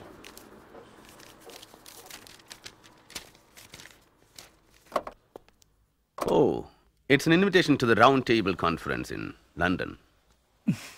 Congratulations. Thank you. Congratulations. Thank you.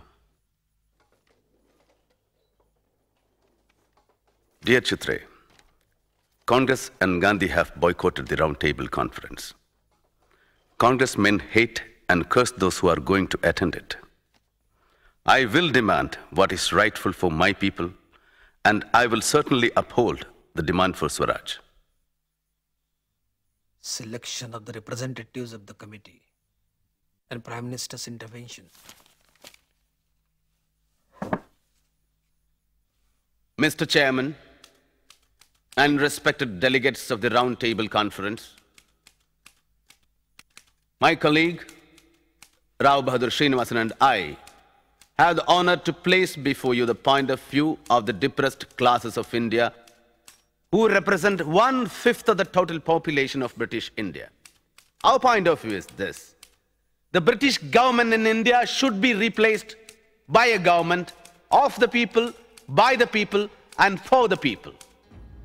The depressed classes have traditionally welcomed the British as their deliverers from the tyranny and oppression of the Orthodox Hindus. Before the British, we could not enter the temple. Can we enter now? Before the British, We were denied entry into police and military forces. Is that career open to us now? Our wounds have remained as open sores, and they have not been righted, although 150 years of British rule have rolled away. The Hindus claim them only to deny them appropriate rights. The Mohammedans refuse to recognize their separate existence because they fear that their privilege may be curtailed by the admission of a new arrival. Depressed by the government, oppressed by the Hindus, and disregarded by the Muslims, we are left in a most intolerable position of utter helplessness to which I am sure there is no parallel. We hold that the problem of the depressed classes will never be solved until they get power in their own hands. Given the present temper of the country, no constitution will be workable which is not acceptable by the majority of the people. The time when Britishers were to choose and India was to accept is gone, never to return.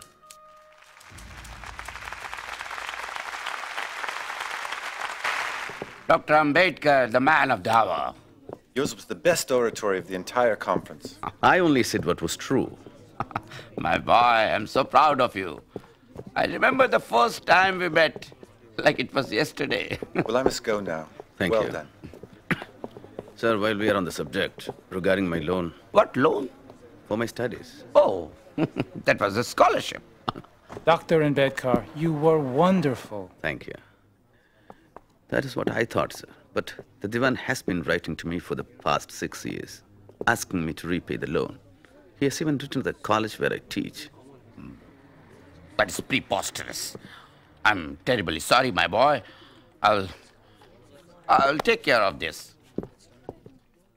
Our London radio correspondent says Dr. Ambedkar made a great impact on the British Parliament. The foreign press is eager to meet him when he arrives in Bombay. Thank you for agreeing to talk to me.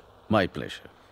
Dr. Ambedkar, I've been following your movement for a long time, and there's something I don't understand. You have been an opponent of the Congress Party. They boycotted the Round Table Conference, and you went ahead and attended. And yet recently, you successfully defended the 47 Congress Satyagrahis involved in the Chirana firing case. Isn't that a contradiction? Miss... Rosa Epstein. Miss Epstein, there is no contradiction in my position. I took up this case only for the principles involved. I don't agree with the Congress, but I do believe that every citizen has a right to agitate. I see. The rights and the liberties of the people are far more important than the stability of the government. Why should Gandhiji himself send for you? Obviously, to lure our flock of sheep to his fold. Don't you fall under his spell. He's not a god. We should stick to our stand. Yes, yes. Namaste. Namaskar. Bapuji is on the terrace. Namaste. Namaste. And how is your progress with the charkha, Miraben? I'm trying, Bapu. Good. You are doing absolutely fine. Just concentrate. One day you will master it. Good, good. That's right. Bapu. That's right. Bapuji. Dr. Ambedkar has come. Ah. Yes. Dr. Ambedkar. You wish to see me? Gandhiji, you sent me a note calling me here. Oh, yes. That is so. I believe you have some grievances against me and the Congress. Let me tell you, I have been troubled by the problem of the untouchables since my childhood. Before you were even born, Dr. Ambedkar. And because of my efforts, it has been made a plank on the Congress platform. And that is not all. We have spent not less than 20 lakhs on the upliftment of the untouchables. So it is really surprising that men like you should offer opposition to me and the Congress. Frankly, Congress has given only formal recognition to the problem. Hypocritical. Empty words that have no meaning. You said Congress spent 20 lakhs. I say it was all a waste. If Congress was sincere, it would have made removal of untouchability a condition to becoming the member of the Congress, not to wear qadar. You say the British government does not show a change of heart. I say that the Hindus have not shown a change of heart either. As long as they all remain adamant, we will believe neither the Hindus, nor the Congress, nor any Mahatmas. History tells us that Mahatmas are like fleeting phantoms. They raise dust, but raise no levels.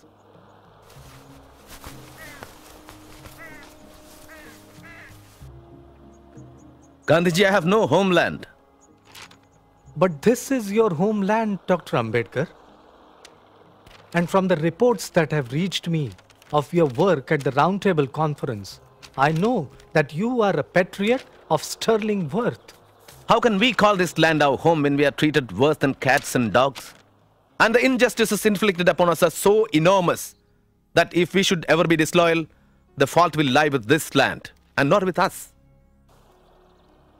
The congressmen oppose our movement and dub me a traitor, and you call me a patriot.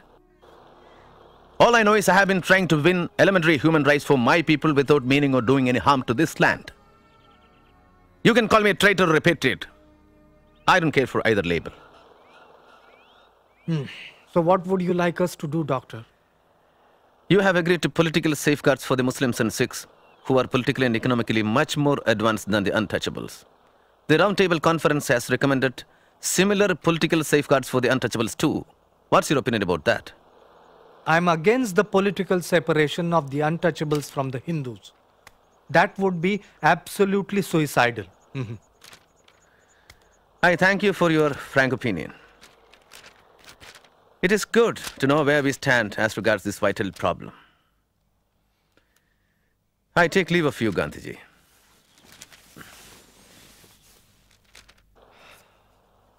What impatience. Mahadev Bhai? Yes, Bapu? Why do you think he said he has no homeland?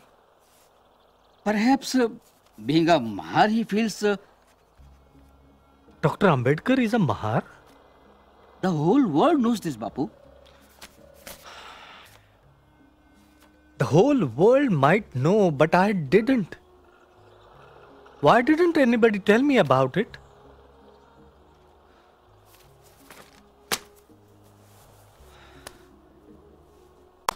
I thought he was a progressive Brahmin from Pune. Mr. Gandhi left for London today to attend the Roundtable Conference. He expressed his views to the press that the delegates were not chosen by the nation, but were chosen ones of the British government. Mr. Gandhi's participation does not substantially alter our position. Our first priority is to arm the depressed classes with political power. That is the only way. But Dr. Ambedkar, don't you think that education will change the situation of the untouchables? Have you been speaking to Mr. Gandhi? I am the most educated person amongst us. Still, I am treated as an untouchable in society. What demands are you going to make?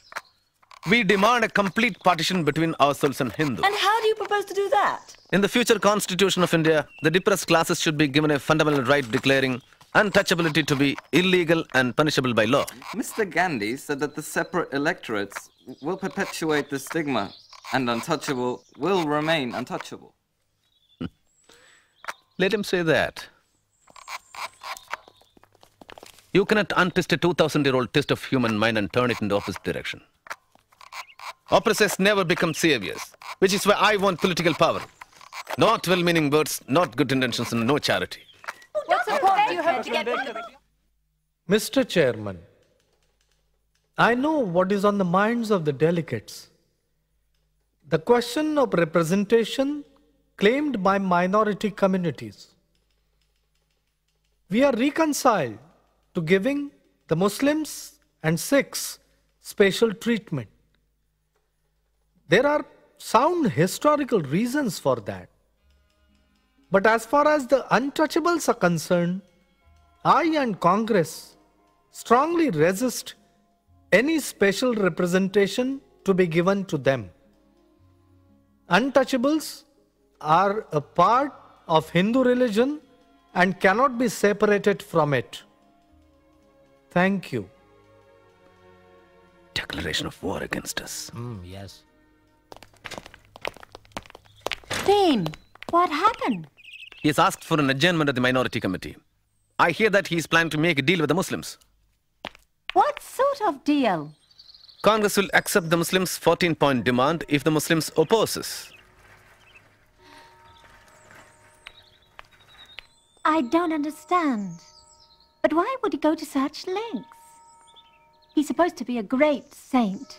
Surely he can see the justness of your cause. Saint? He is a seasoned politician, my dear. When everything else fails, Gandhi will resort to intrigue.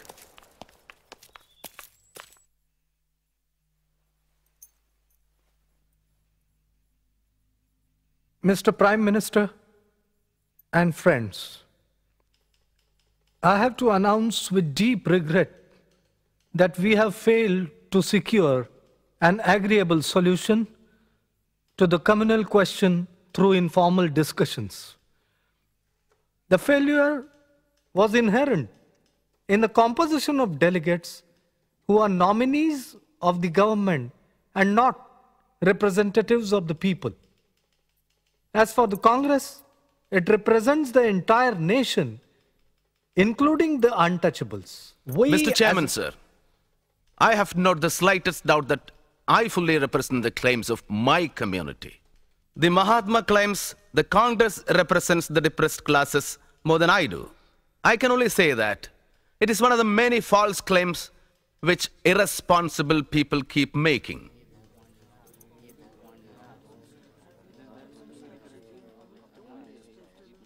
Even these telegrams coming to me from various parts of India, sent by the depressed classes, express no confidence in the Congress movement. And they condemn the methods adopted by the Congress workers. Let me make another point very clear, Mr. Prime Minister. The depressed classes are not clamoring for a transfer of power in India. But if that does happen, it should not fall in the hands of a few, an oligarchy or a group of people. The power should be shared by all the communities in their respective proportions.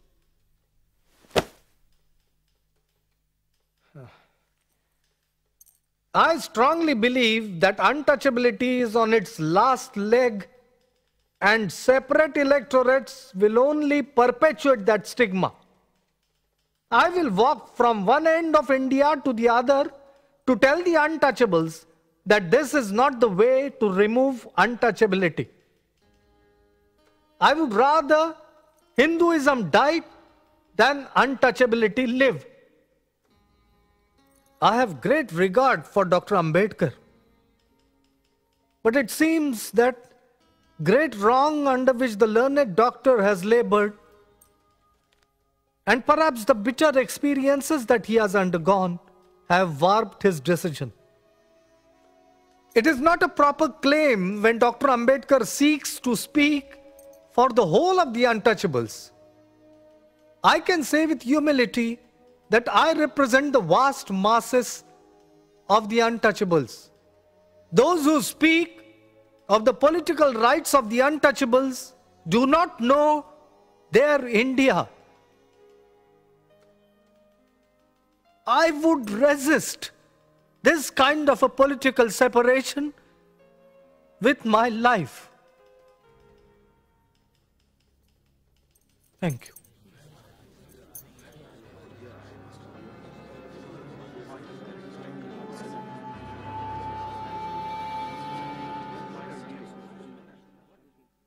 The government will not allow community differences to prevent it from producing a constitution.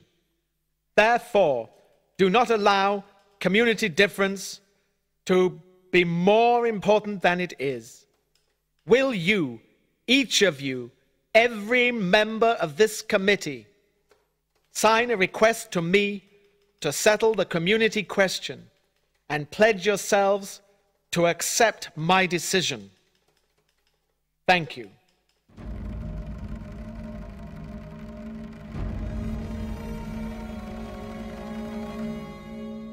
British Premier Mr. MacDonald announced the communal award granting separate seats to the depressed classes.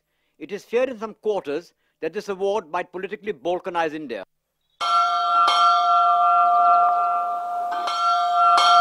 So we felt it our duty to safeguard the rights of the depressed classes to a fair proportion of representation in the legislature.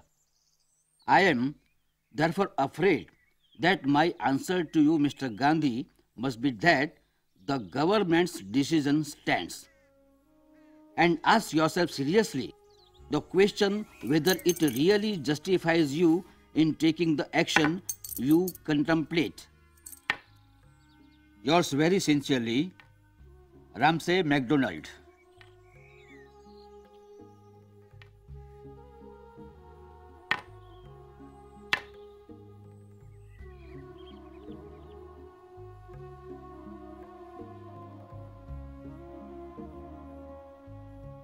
But Gandhiji didn't count on MacDonald granting separate electorates.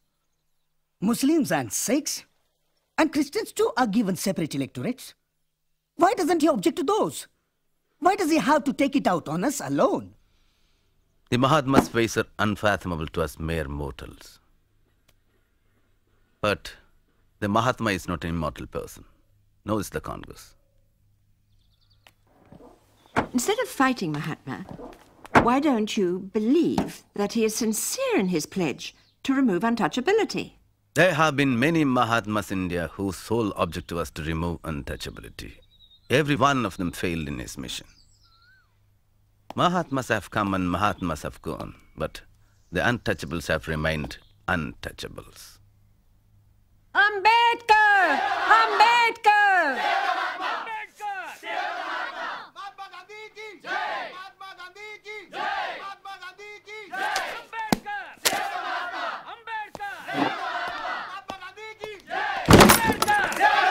Why don't you leave me in peace? I have work to do.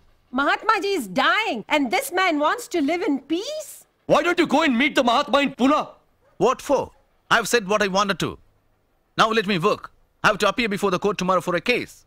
Is earning money more important to you than Gandhiji's life? Madam Perrin and Mr. Tucker, you don't know what you're talking about. Your leaders don't have to worry about their daily bread. But if I don't work, I don't eat, my family starves. Please leave me alone. Dr. Ambedkar, we are receiving cables from the whole world, entreating us to save Gandhiji's life. Gandhiji's life must be saved. But why do you corner us? Why put Gandhiji's life against the interest of my people? Hang me by the nearest lamppost, but I would never betray my people in the name of saving Gandhiji's life. You would better appeal to Gandhiji to postpone his fast for about a week and then seek a solution for the problem. Gandhiji has a way of making people bend to his will. We too must show our willpower. By going on fast, he's making villains out of us. Who's that? Vahini? You shouldn't have come. He's been returning his tiffin, almost untouched. I know he was ill in England. Sit down. You will kill yourself. I have enough troubles on my hands already. Won't you eat?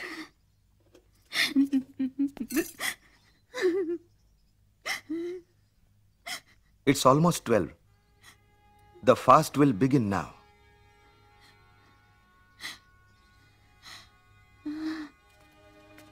Bapu? Thank you.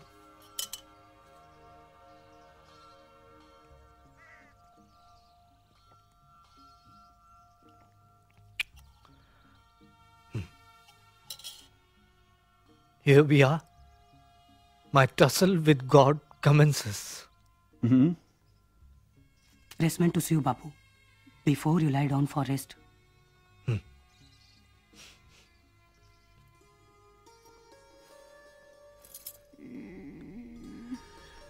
Ramu?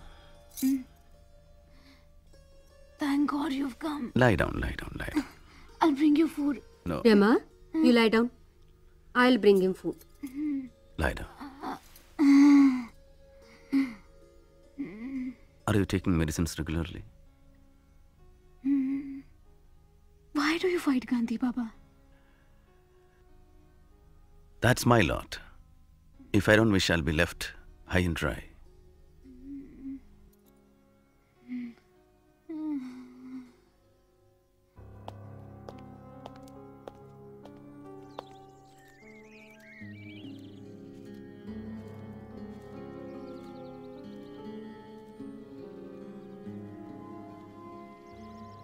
A panel. No harm in that. But I would like to meet Dr. Ambedkar first.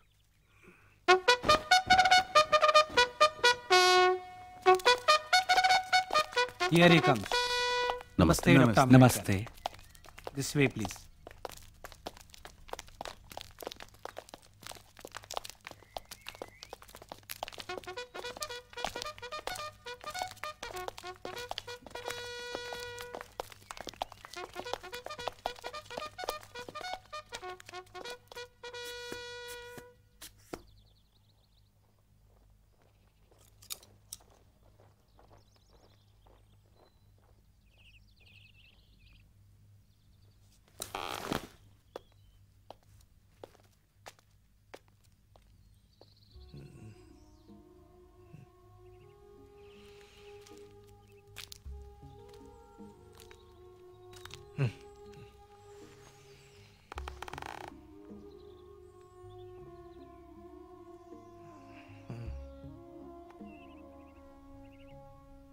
Gandhiji, you have been very unfair to us.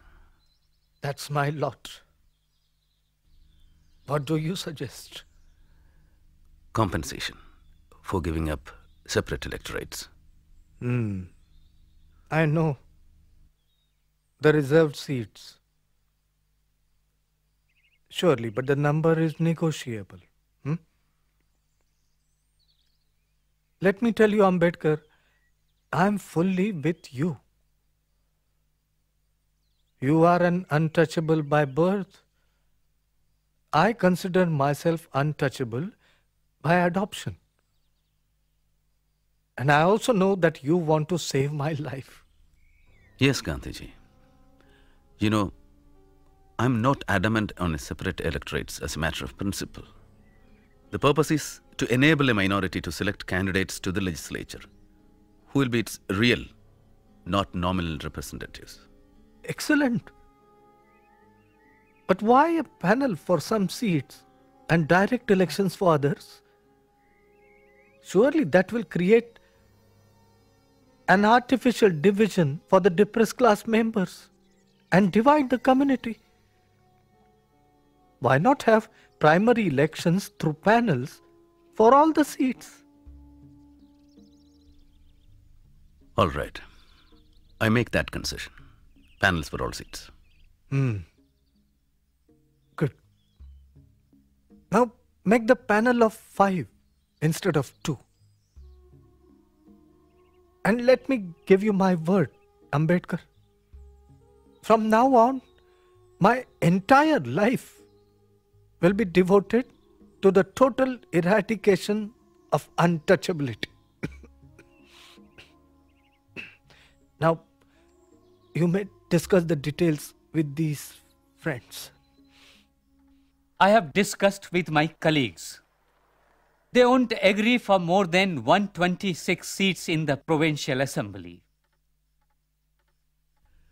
We are firm on 197 seats.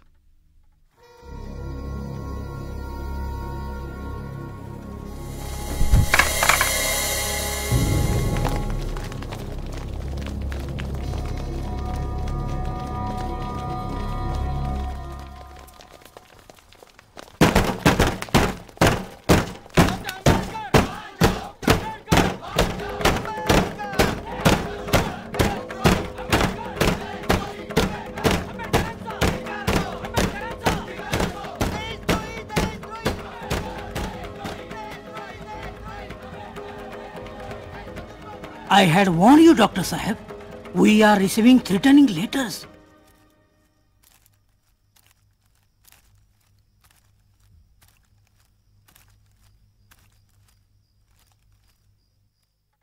So, we are agreeing for 148 seats and 10% of the Hindu seats in the Central Assembly. Primary elections should terminate by the end of 10 years. The question of reserve seats should be settled by a referendum in a further 15 years.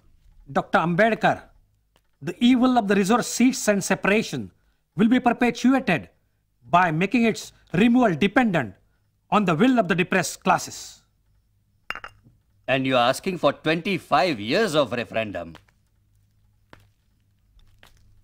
I refuse to believe that untouchability will be no more in the next 20 years or so. Facing the sword of Damocles will surely compel the caste Hindus to change their inhuman attitudes to the untouchables. Dr. Ambedkar, try to understand. Gandhiji is fighting for his life. So what? So what? Oh, sorry.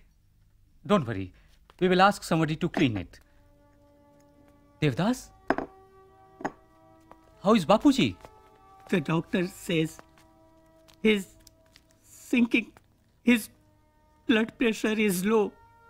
He's dehydrated and getting breathless. Did you hear what Devdas is saying? Dr. Ambedkar, please. Please. No referendum, please.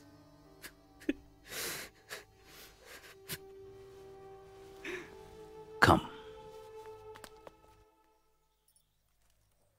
I have given many concessions, Bapuji. From 197 seats to 150, 18% in the central legislature, and 4 in the panel. Surely untouchability will not vanish in 15 to 20 years just because of this. I propose a referendum of the depressed classes in 10 years on this issue. But these people are opposed to that. You mean putting the matter of caste Hindus on trial? Not a bad idea. But why wait for so long? Huh? Why not 5 years? Need I tell you the anguish and resentment of the untouchables against centuries of wrongs and oppressions at the hands of the Hindus? And do you think, Bapuji, 5 years? Yes. I know. You have a right to demand safeguards. But from my fiery bed, I beg you to be lenient, Ambedkar. I seek a reprieve for caste Hindus. Their conscience is aroused, Ambedkar. Statutory measures at this point will only delay the process of heart cleansing and self-purification. But Bapuji... All right. The referendum, but within 5 years. Huh?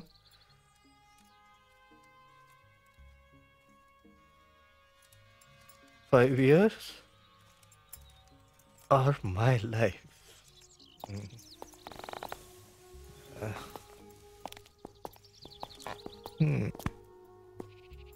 Dr. Ambedkar, we should leave.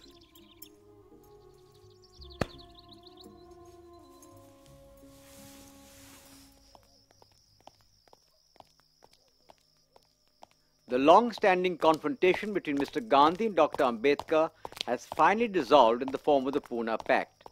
Dr. Ambedkar has agreed to sign it without the condition of a referendum. He and Pandit Malviya will sign it. This will bring to an end Mr. Gandhi's long fast.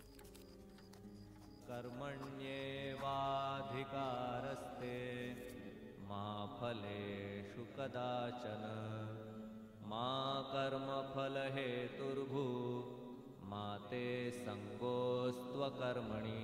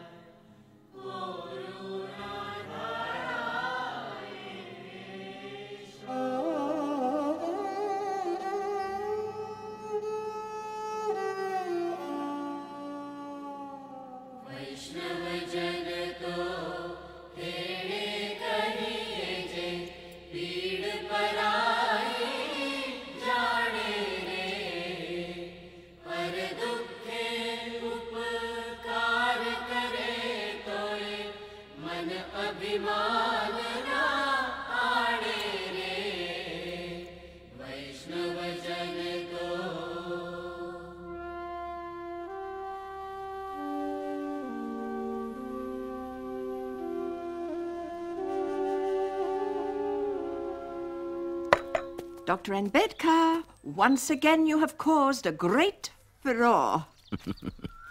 What can I say, Miss Epstein? It seems to be my lot.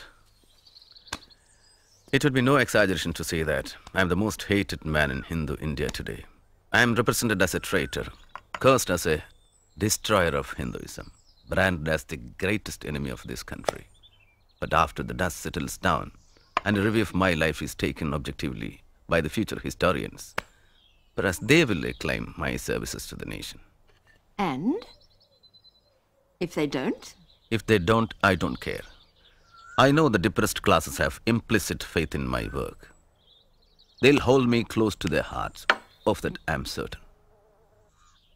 Dr. Ambedkar, I have called you here to lend your support to Subbarayan and Iyengar's temple entry bill.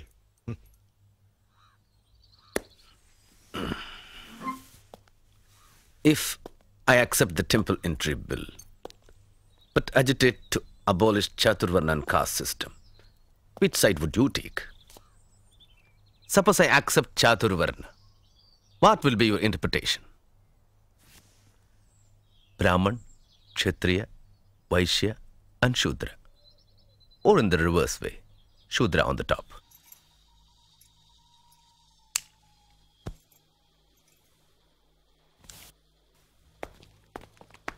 I tried my best. Take this. You'll get well. No. Get well. I'll take you to the best of doctors. It's no use. I'll make you happy. I'm happy. I'll die happy. I'm not afraid of death.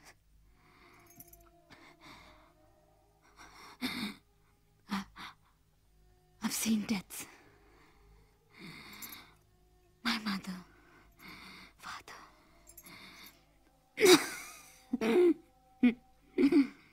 Your parents. Hans. Your brother. Our 4 children. Ramesh. Gangadhar. Hindu. Rajratna. I've seen them die. Sahib. Is it raining?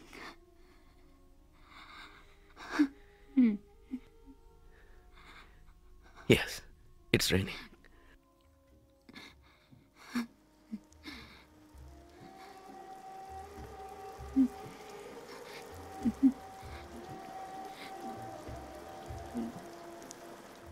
Don't exhaust yourself.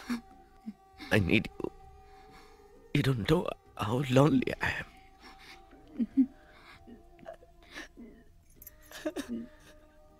Don't despair.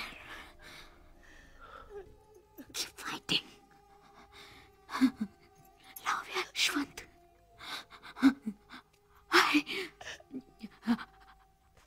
Mother. Rama.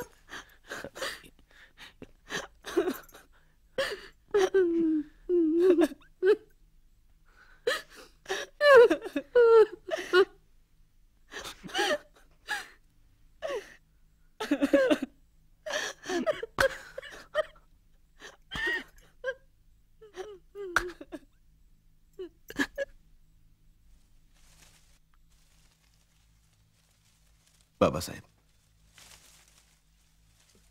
thousands of people are waiting. So, shall we?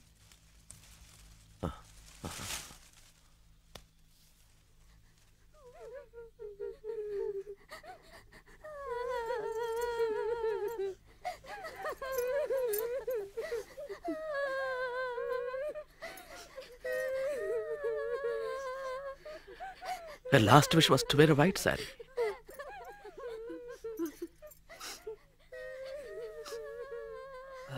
It's customary to clothe in a green sari.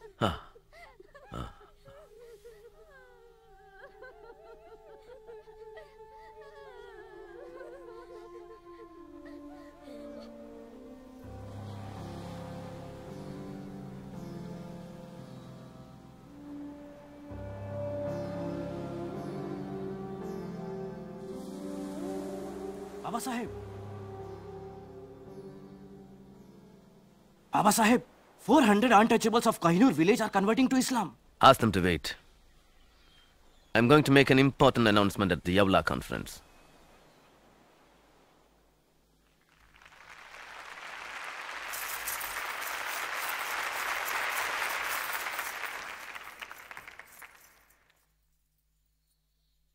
And thus, my unfortunate brothers and sisters, when I look back at the past 10 years of our movement, I despair of the future. Enough! We are no longer dumb animals. The time has come to put an end to this harassment and indignities. Let's leave this cesspool of castes which made us worse than worms. Break these shackles. Destroy the social prison. Let's choose a new religion which will guarantee us equality of status and opportunities. Unfortunately, I was born a Hindu untouchable. It was beyond my power to prevent that. But it is within my power to refuse to live under these humiliating conditions.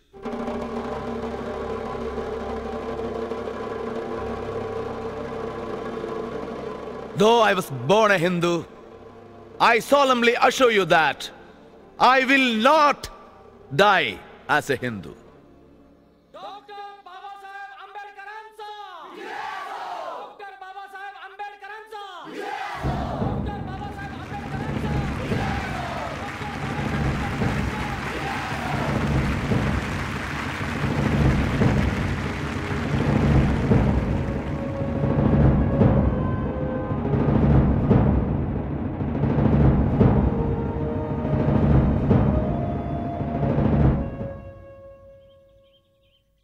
This is an unfortunate decision.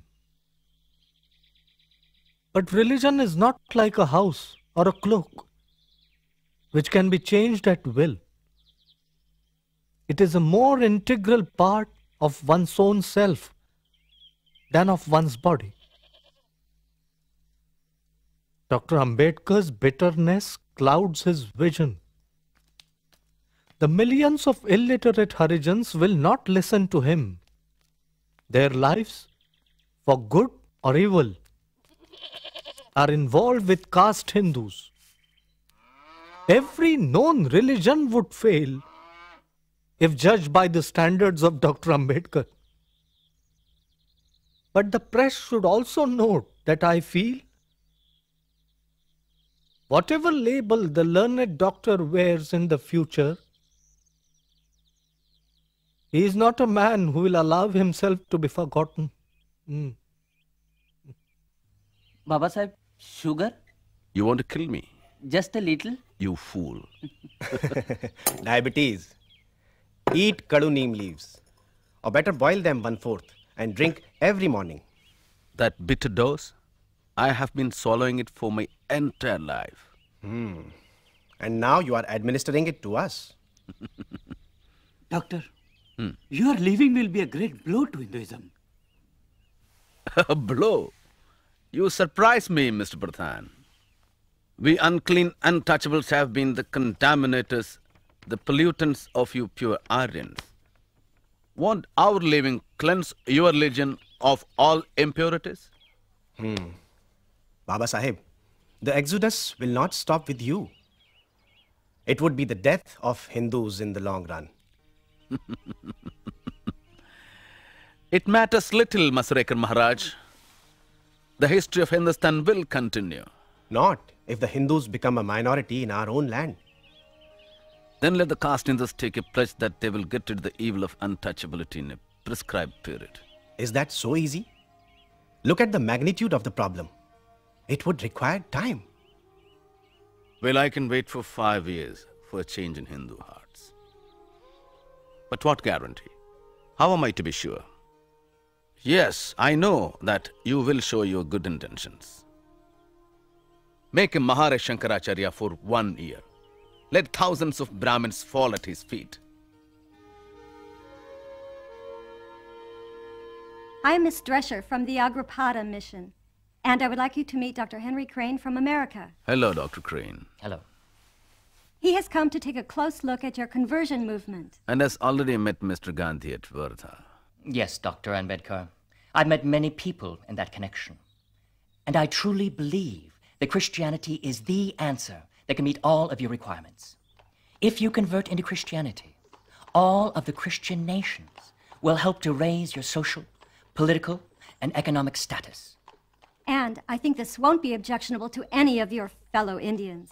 Dr. Ambedkar, as the Bible says, the poor shall inherit the earth. Which Bible do you normally refer to, Miss Drescher? The Holy Bible, of course. That's true, but which edition? Modern version, King James's version, or which dates back to the Elizabethan era? Miss Drescher, have you ever gone through the commentaries on the Bible by Cook? It's a good analytical study on the Bible, and also refer to Life of Jesus by Renwa and Khalil Gibran's Jesus, the Son of Man. It can give you a different perspective of Christianity. Dr. Ambedkar, we would like to invite you to the annual conference of the Methodist Church in Pune. And to the mission, too. I'll try. Babasaheb, Muslim India would be honored to welcome you and all untouchables. We promise you that untouchables will have the fullest equality and rights in every sphere: political, social, economical, and religious. As you know, Babasaheb, our religion believes in one God, Ekankar, and provides equal treatment to all its followers. It fulfills all the desired requirements regarding the conversion of depressed classes. Here is a telegram from Mahabodhi Society. Dr. Ambedkar, you and your community is cordially welcome to embrace Buddhism, which is professed in greater part of Asia. We guarantee equal status to all converts. There is no caste distinction amongst us. We are willing to send workers. Please let us know. It seems that Congress and Sardar are bent upon destroying you in these elections. Haven't you read Sardar Patel's statement? Yes. No concessions under the communal awards if we convert. Look, doctor, I have not come here as your friend. I have come here as an authorized representative of the Hindu Mahasabha. We know your views and your patriotism. We know that you will never convert to Islam or Christianity. Do not take me for granted. I don't need a certificate of patriotism. And I know the culture and history of this country better than many of you. Yes, it is my contention that the conversion to either of these faiths would fundamentally alter the political and cultural equation here. But how does it concern us if we have no stake? Doctor, we shall fight tooth and nail to protect your concessions. Even if you convert to Sikhism, the Hindu Mahasabha will give you a written commitment. How diabolical, you old Brahmin bandicoot.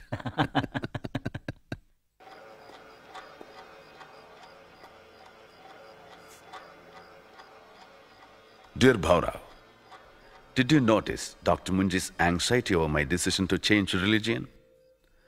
Some people asked me what advantage would you gain by changing it.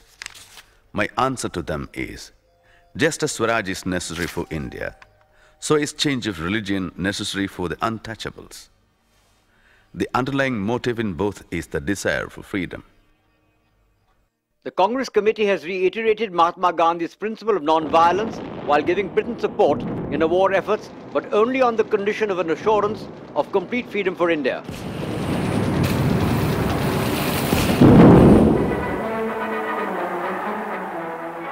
On the other hand, Dr. Ambedkar's Independent Labour Party has given a total and unconditional support to Britain's war against fascism. I believe that Nazism is a menace to the future of all mankind. This is a war between dictatorship and democracy. A dictatorship based not on any moral order, but on racial arrogance. The Congress doesn't seem to understand this.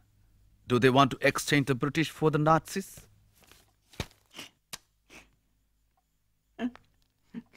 Are you all right, Miss Epstein? As you probably know, I am Jewish, originally from Germany. My family is still there. They have been reported missing. They may be in hiding. I fear for them. I'm so sorry.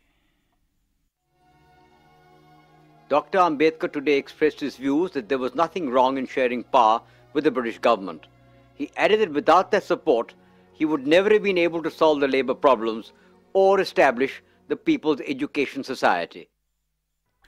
Dear Miss Disher, I have some sad news. Fanny is no more. I could not write the criticism on the Bible as promised, but I have dedicated her an equally important book, What Congress and Gandhi Have Done to the Untouchables. And I'm glad that she accepted it before she died. No, Babasaheb. In Rag Bhoop, you are not supposed to play the Madhyam. It is Sa Dha Pa Ga Re Sa Re Ga. Now let's try it together. Yes?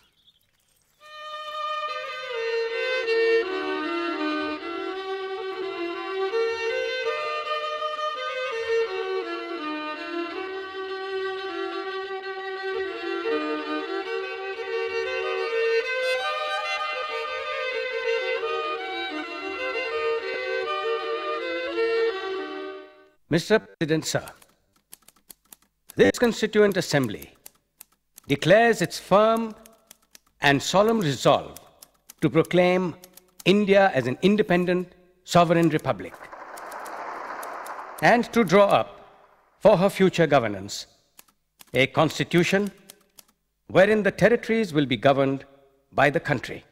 In substance, my amendment proposes we postpone passing this resolution to a later stage to enable the Muslim League and the Indian states to participate, if they choose so, in the deliberations of the Assembly. Now, I call upon Dr. Ambedkar to take the floor.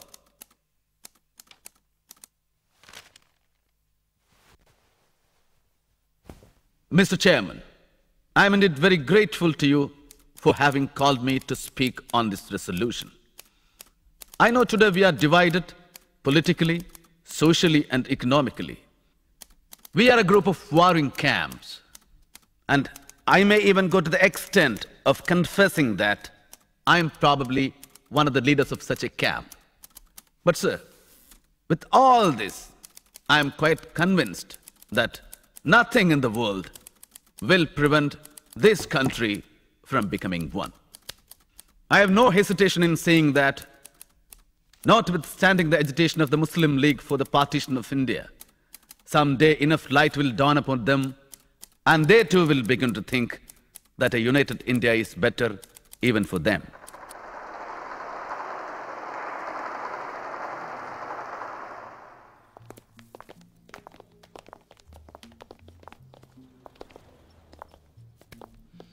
It seems you are firm on your stand on Pakistan. Well, Dr. Ambedkar, in your own words and thoughts on Pakistan, you have said that Hindus think that Pakistan is a dream of Muslims, but Muslims know that Pakistan is a reality.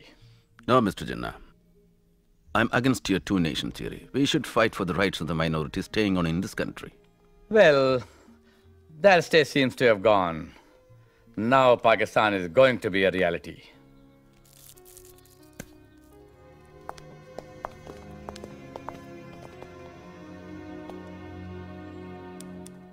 Untouchability in any form is abolished, and the imposition of any disability on that account shall be an offense. Mahatma Gandhi ki Jai! Mahatma Gandhi ki Jai! Mahatma Gandhi ki Jai! Mahatma Gandhi ki Jai! Mahatma Gandhi ki Jai!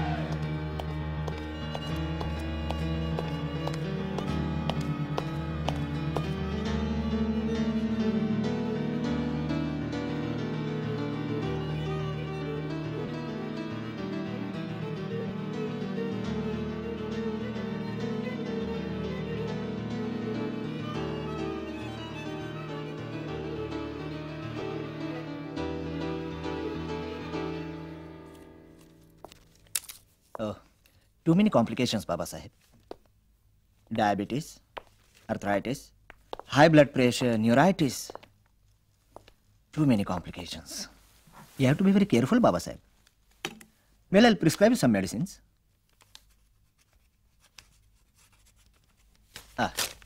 Meet my colleague, Dr. Sharda Kabir. She'll explain you about the diet and other things. Doctor, excuse me. I have to see some patients. I'll be back again.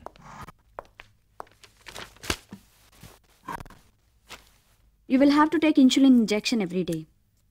Besides that, diet and exercise is a must. How is it possible? But you must do it if you want to live longer. Your people, this country, they need you. If you want, I can come to your home and explain this to your wife. I lost my wife 12 years ago, young lady. Oh, I'm sorry. But there must be somebody at home to look after you. No, I have no one. It is fortuitous that Mr. Jaikar has resigned from the Constituent Assembly. The Bombay Legislative Congress Party would like you to fill his seat. Is this agreeable to you? After 2 decades of poisoning the atmosphere against me, the Congress is sending me to the Constituent Assembly. Will your partymen allow me to work in peace? The country is passing through a critical phase, and it needs you. All people, irrespective of political parties, must contribute in building a new India. Mr. Patil, have you consulted Mr. Gandhi? Yes. Bapu has no objection. Jawahar approves of it. And Rajendra Prasad is keen to get you there. How reassuring to know that. Now you realize that it is possible to be a nationalist without being a congressman.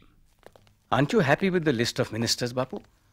Namaste, ji. Namaste. Who will be in charge of law, Jawahar? And framing of the constitution? For the constitution, we are consulting experts all over the world. All over the world? I think a sufferer should write the constitution of free India. How about Dr. Ambedkar, Jawahar?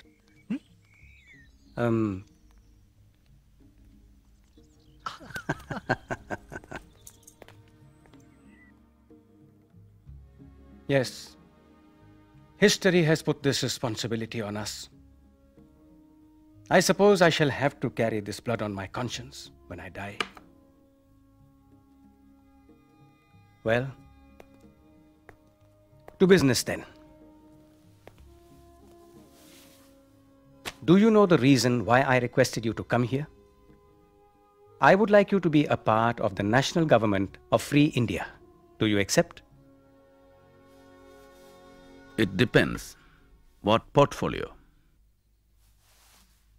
Law. Will there be enough work? Plenty. Don't worry. A lot of new measures are to be legislated. Yes. The Hindu Code Bill is still pending, isn't it? Well, we are determined to clear it fast. I'm very glad. We shall be working together. Dear Bhaurao, India is an independent country today.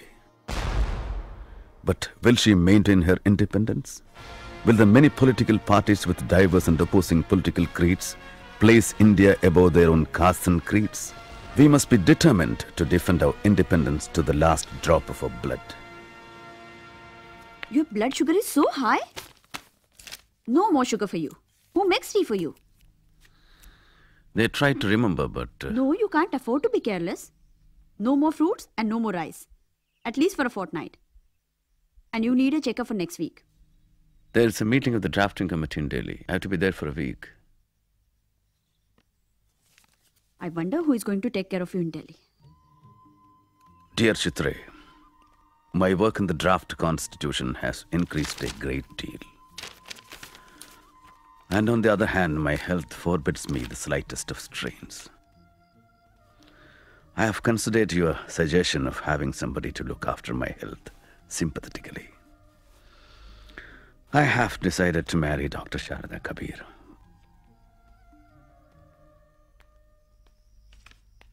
Babasaheb, Hmm. Bapuji was shot dead while he was going for the prayers.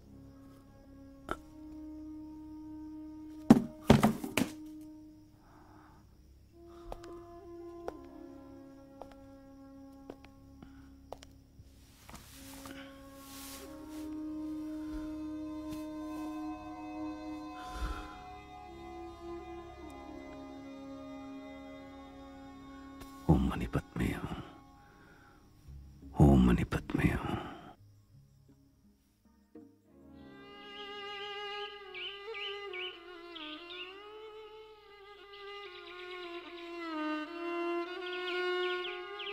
Dr. Ambedkar, you sign first. Then she will sign.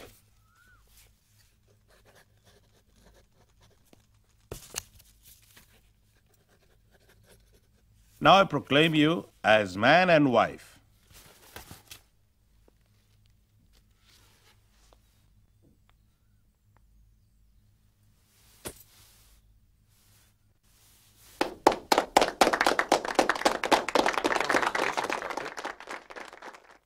Mr. President, sir, I introduce the draft constitution settled by the drafting committee and move that it be taken into consideration. Mr. President, sir, I am one of those in the House who are aware of the amount of work and enthusiasm that Dr. Ambedkar has brought to bear on the work of drafting this constitution. The House is perhaps aware that of the 7 members nominated by you, one had resigned and was not replaced. One was away in America and his place was not filled up. And another person was engaged in his state affairs, and there was a void to that extent. 1 or 2 people were far away from Delhi, and perhaps reasons of health did not permit them to attend. So it happened ultimately that the burden of drafting this constitution fell on Dr. Ambedkar, and I have no doubt we are grateful to him.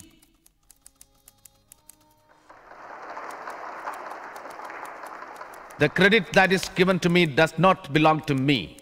It belongs partly to Sir B.N. Rao, the constitutional advisor to the Constituent Assembly, who prepared a rough draft of the Constitution for the consideration of the drafting committee.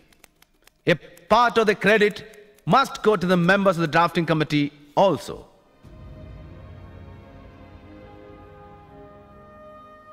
I shall not enter into the merits of the Constitution because I feel, however good a Constitution may be, it is sure to turn out bad because those who are called to work it happen to be a bad lot. However bad a Constitution may be, it may turn out to be good if those who are called to work upon it happen to be a good lot. It is therefore futile to pass any judgment upon the Constitution without reference to the part which the people and their parties are likely to play. Thank you.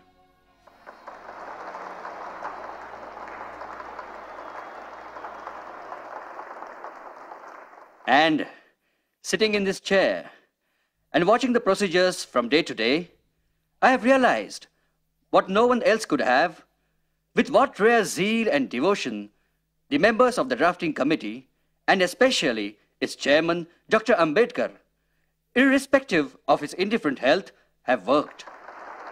In spite of factional objections, Nehru is strongly in favor of the passage of the controversial Hindu Code Bill that was put forward by Dr. Ambedkar, whose aim it is to improve the woman's lot. He believes the barometer of an enlightened society can be discerned by the status of its women.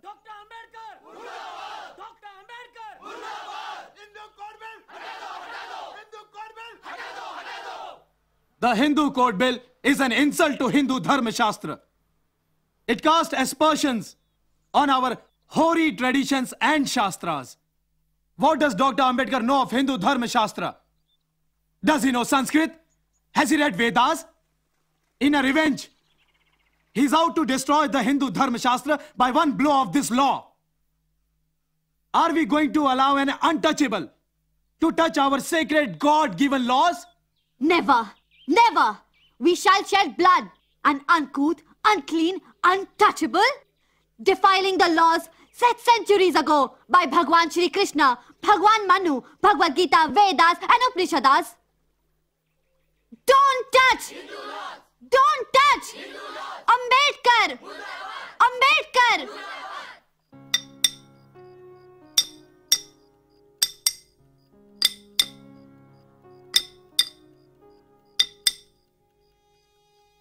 Dear Bhaurao, there is so much opposition to the Hindu Code Bill from all quarters. The statue of Buddha that Madigalkar is making for Siddhartha College is in its final stage of completion. And so is my decision to embrace Buddhism. I was always impressed by Buddhism since my childhood, as I had read Life of Buddha, a book written by Dada Kiluskar, a well-known writer, also my father's friend, which he gave me as a gift. Buddhism is the only religion that preaches the three principles of prajna, knowledge, karuna, compassion, and samatha, equality. Buddhism is the answer to the exploitation in the world. People today somehow try to relate Buddhism with communism. But communism is based on force and Buddhism is ahimsa.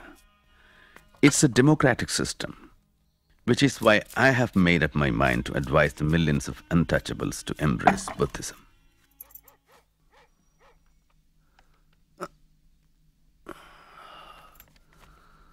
Babasaheb, from the Prime Minister's office.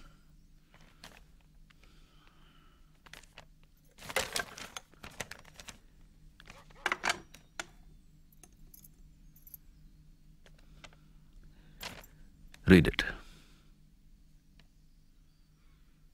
You know that we have a good deal of opposition to the Hindu Code Bill both inside and outside the House. With the best will in the world, it cannot be passed in this session. I can quite understand your disappointment. Even the marriage and divorce parts of the bill had ultimately to be postponed. Atrocious. Ratu, come and take dictation. For a long time, I have been thinking of resigning my seat from the cabinet. The only thing that held me was the hope that it would be possible to give effect to the Hindu Code Bill. But with its demise, even the marriage and divorce part of it is killed. I see no purpose in me continuing as a member.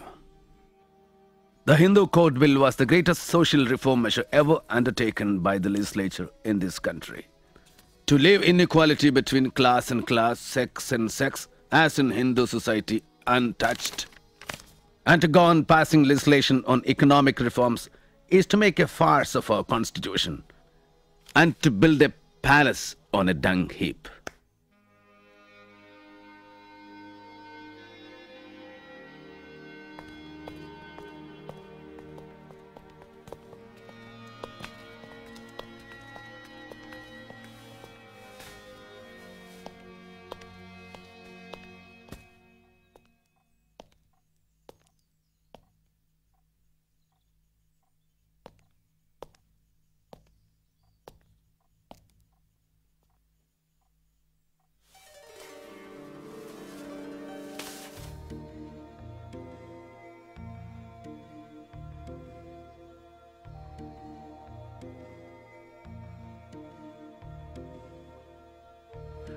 Dear Vaman Rao Godbole, I am confident that one day, to protect humanity, not only India, but the whole world will accept Buddhism. So the day of Diksha will be 14th of October 1956 at Nagpur. Yes, I had promised Gandhiji that when the time comes, I would choose the least harmful way for the country. And this is the greatest benefit I am conferring on the country by embracing Buddhism. For Buddhism is part and parcel of Indian culture. But won't you lose reservations and benefits meant for untouchables? Are Brahmins prepared to become untouchables in return for these reservations? Why are you quitting Hinduism? Why don't you ask your fathers and forefathers that question? Our efforts are to gain basic human rights and regain our self-respect. But why Buddhism? Because Buddha's religion is based on morality and ethics and has no caste. Because the social gospel of Hinduism is inequality, whereas Buddhism is all for equality. Because Buddha's teachings are modern, rational, and ever contemporary, there is no dogma. He makes you think and live by reason.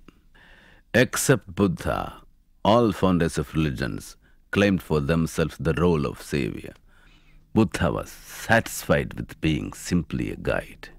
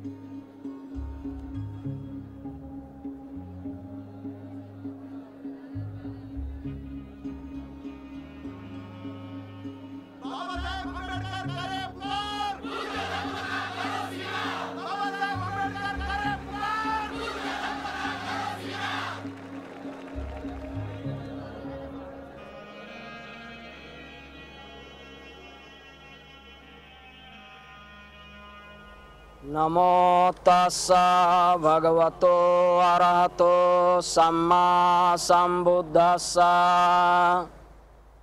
Namo tassa bhagavato arahato samma sambuddhassa. Namo tassa bhagavato arahato samma sambuddhassa. Buddhaṃ saraṇaṃ gacchāmi, Dhammaṃ saraṇaṃ gacchāmi, Saṅghaṃ saraṇaṃ gacchāmi. Pānātipātā veramani, Sikkhapadam samadhiyāmi. Adinādāna veramani, Sikkhapadam samadhiyāmi. Kāme sumikṣāචārā veramani, Sikkhapadam samadhiyāmi. Musāvādā veramani, Sikkhapadam samadhiyāmi. Surāmeraya majjapamādaṭṭhāna veramani, Sikkhapadam samadhiyāmi. Sadhu, sadhu, sadhu. My beloved brothers and sisters, I have renounced the Hindu religion and I am embracing the great Buddha and his Dhamma based on equality of man, knowledge, right path and compassion. Hear me, my brothers and sisters. I am no longer a Hindu, no longer an untouchable. I am a liberated human being, a free man, no longer a pernicious social system. And so, my brothers and sisters, I hereby take a pledge to dedicate my remaining life to spread the Dhamma, the light of Buddha, throughout the world. And now, my dear brothers and sisters, those of you who want to follow me unto the light shown by the great Buddha should rise and repeat the Saranatraya and the pledges after me.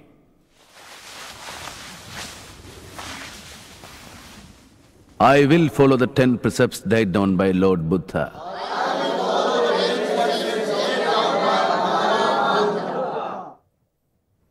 I will treat all animals with compassion.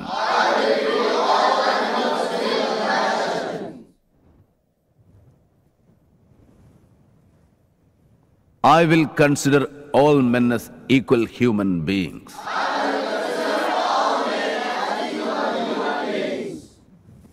I will accept the Dhamma of Gautam Buddha and give up my old religion, which is detrimental to the progress of humanity and which treats humans with contempt.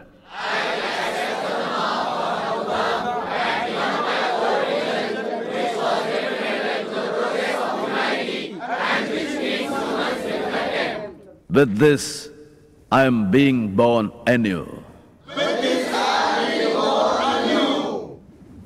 I shall no more pray to Hindu gods, nor shall I follow the Hindu rituals.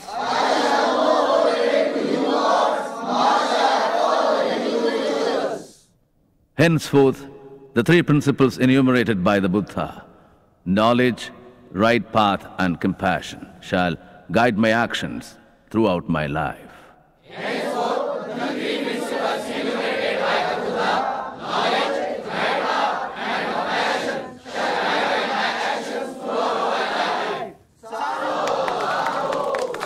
बुद्धं शरणं गच्छामि धम्मं शरणं गच्छामि संघं शरणं गच्छामि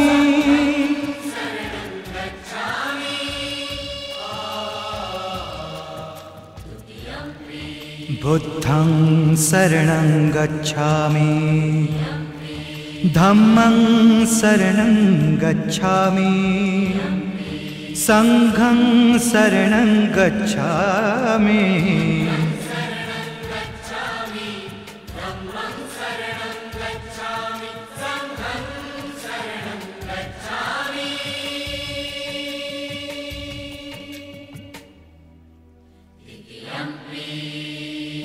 बुद्धं शरणं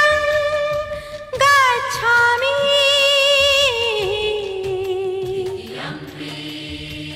धम्मं शरणं गच्छामि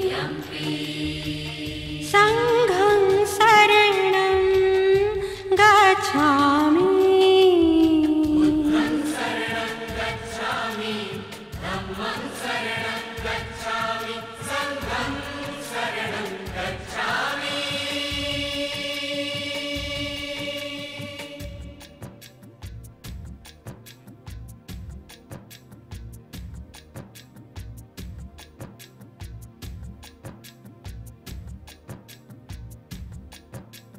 पानातिपाता वीरमणि पानातिपाता वीरमणि सिक्खापदं समादयामि अदन्नदाना वेरमणि सिक्खापदं समादयामि कामेषु मिच्छाचारा वीरमणि सिक्खापदं समादयामि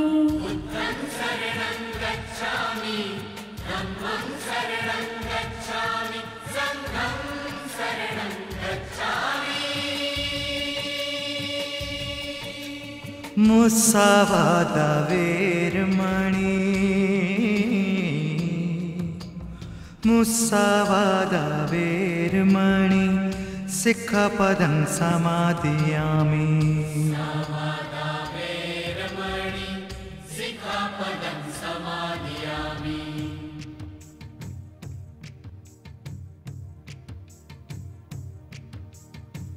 सूरा मेरा यमज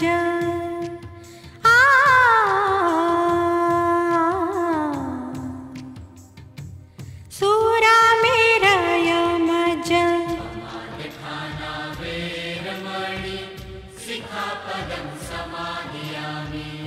बुद्धं शरणं गच्छामि धम्मं शरणं गच्छामि संघं शरणं गच्छामि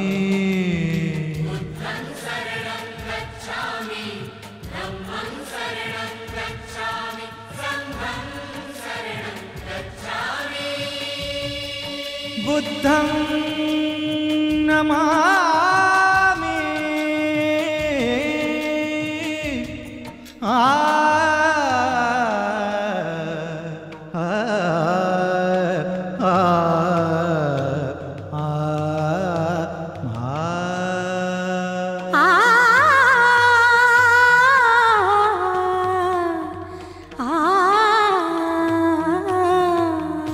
बुद्धं शरणं गच्छामि धम्मं शरणं गच्छामि संघं शरणं गच्छामि बुद्धं शरणं गच्छामि धम्मं शरणं गच्छामि संघं शरणं गच्छामि बुद्धं शरणं गच्छामि धम्मं शरणं गच्छामि संघं शरणं गच्छामि